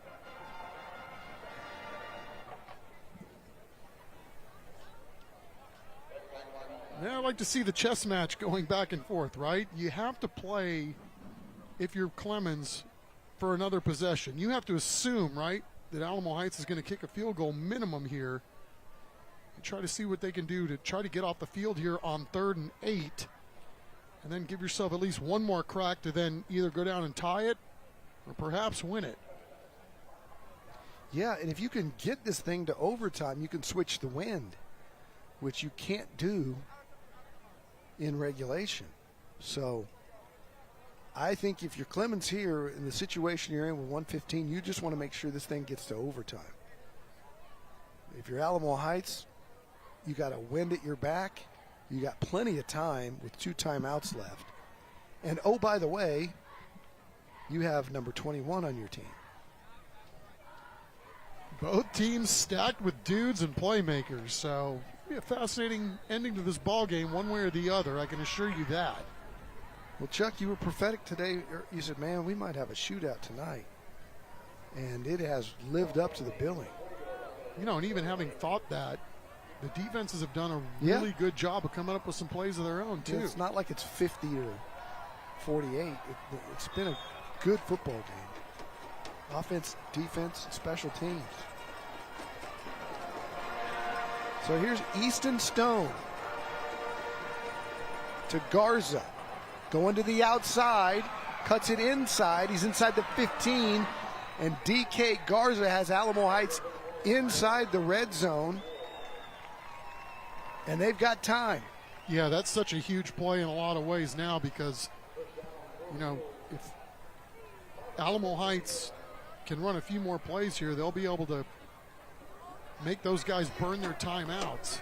I think they're content now just getting it to the field position they want. Probably run it more to the left to the middle of the field here to center up Laswell for a short field goal, and they'll get out of here with a dub. Garza's going to head that way, but he's hit right there, but he's still on his feet. He picks up a couple. They don't get after that hash, and they have 30 seconds, and Ron Ritteman still has 2 timeouts. They're slow to unpile. Yeah, it's just been such a physical football game, and DK Garza's taken a ton of shots in this game, and he's giving them out too. He's going to be okay from this hash. He's going to let it run down, stop this clock with about 3 seconds to go, and run out Gannon Laswell to win it from the right hash, so he must be comfortable from that spot.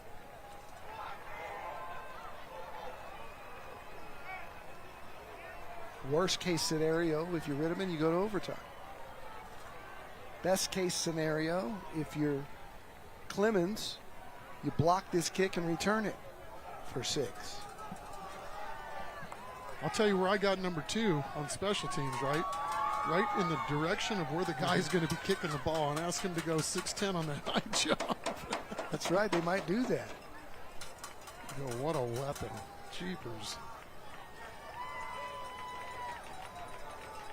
What a ball game. Holy cow, I knew we were in for a whale of a ball game. I didn't know it was going to be this darn good. There's Gannon Laswell. His brother Watson was the quarterback earlier tonight that got the series in the second quarter. Tee in hand and ready to be the hero. It's what you dream of when you're a kicker. They'll spot it at the 20. It'll be a 30-yarder from the right hash to keep the Mules undefeated.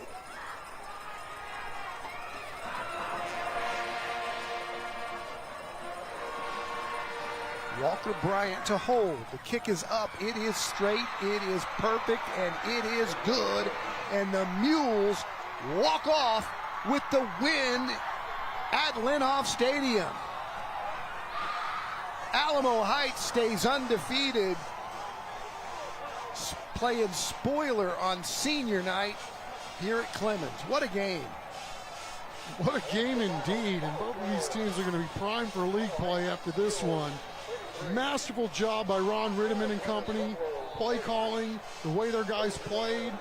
Obviously, Clemens, the much bigger squad physically, but in terms of speed and playmaking ability, well, both teams pretty equal right there. What a win for Alamo Heights, and what an effort by the Clemens Buffaloes here this evening. Wildly entertaining contest. Alamo Heights sending a message to every 5A team in the state with this 6A victory tonight.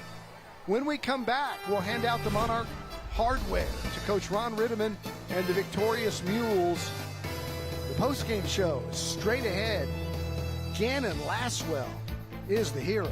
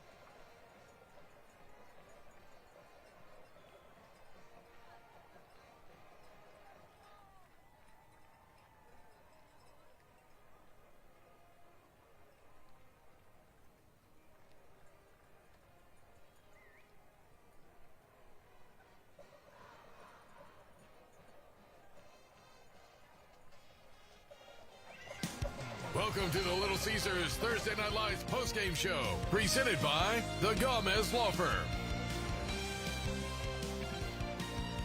Welcome back. The Alamo Heights Mules win a walk-off game against the Clemens Buffaloes 33-30 on the 30-yard field goal as they take it here on the road on senior night.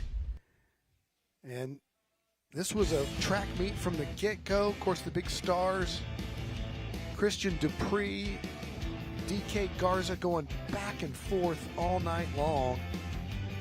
It had defensive plays and a hustle play here by Dupree that saved 4 points as he just went across the field. Great running by Townsend of Clemens, who got them back in it as they took a 16-10 lead. Then they went ahead. Cillian Whitley had a touchdown run and a 2-point conversion, but the man of the hour, DK Garza, scored 4 touchdowns on the night. And just look at the stats, so even across the board. Just dead even as the score would indicate. Yeah, but big-time players make big-time plays in big-time games, and that player tonight was DK Garza as we go down to Matt Roy and the victorious Mules. All right, guys, what a game here in Lenhoff, but the victorious Alamo Heights Mules. All right, I think this is unsurprising, but the player of the game tonight had 100 and something yards rushing, but 4 rushing touchdowns. DK, get up here. You are a Little Caesar player of the game, my friend. Congratulations. What goes in? You had 360 some odd yards a couple of weeks ago. You had 160 something tonight, plus 4 touchdowns. What goes into it? And do you ever get tired of toting the rock, or is it just like, give it to me? I mean, what goes into it is really our offensive line, grinding every day, coming to morning films, lifting after school every day. You never get tired of toting the rock. It's always a great time to carry it, but I couldn't do anything I do without the offensive line and the receivers blocking downfield. As this game's going down, you guys are tied up. Send Gannon out there. What was the thought process as you guys were going on the game-winning drive? Get him in a great spot, make him an easy field goal, and go win the game. All right, let's give a hand for the kicker, too. All right, let's go. Hey! Yeah, there we go. There we go. Kickers don't get enough love. Congratulations, DK. Hand for DK Garza, player of the game here. Congratulations, Thank man. you. Coach, let me get you up here. So, Coach, I asked you at what point, or at a certain point in the third quarter, how comfortable were you having, or what was the yard line you were aiming for? When on that drive were you like, okay, I feel pretty good? Well, it was really more about the time. We didn't want to leave any time left. And so when we got that last first down and got good field position, we knew we were in field goal range already. It was just about putting the ball at the right spot with the right amount of time on the clock, and then going out and executing, kicking it through the pipes, which was what they did. Coach, you and I were talking before the game about the wind. How big of a factor was that tonight? Because it was gusting more and more as the game went on. I thought both teams handled it really well. I think you'll probably see that more production was done with the wind, but there was a lot of good execution going into the wind by both teams and put it in the end zone. So I don't think it was as big a factor. But it sure is nice to have it in the fourth quarter when you got to kick a field goal to win it. Coach, you guys blow a lot of teams out. Tonight was a really close, tight game. What does that do for a team as you guys go forward in a district play? Well, I think we need something like this. You know, it's one thing to be ahead and face a little adversity, but when the scoreboard's real close and you face adversity, that's when you really get to see what kind of character you have or mental toughness, which is what we were talking about this week. And our guys, I couldn't be more proud of the way they responded. They got put in bad situations, our defense, our offense, and in the kicking game, and every time they went out and responded. And that's how you end up successful on the scoreboard. Coach, you guys haven't lost a district game since 2019, I think. You know, you guys are going into district. I know. Does that surprise you? I mean, seem a little surprised. How excited are you to get into this district schedule and move forward, propelling off this one? Well, there's really kind of 3 phases. There's the non-district, which we just went through, and our guys really responded. We got better every week, and I think tonight we played our best game so far this year, which leads into district, which is the second one. And you got to be very competitive in our district because every Friday night it's good football. And if you can win enough of those, you get a chance to go to the third part of the season, which is the playoffs, and then anything can happen. Well, you guys make a lot of noise there, too. Coach, you are Little Caesars TNL champs this week. Congratulations, guys.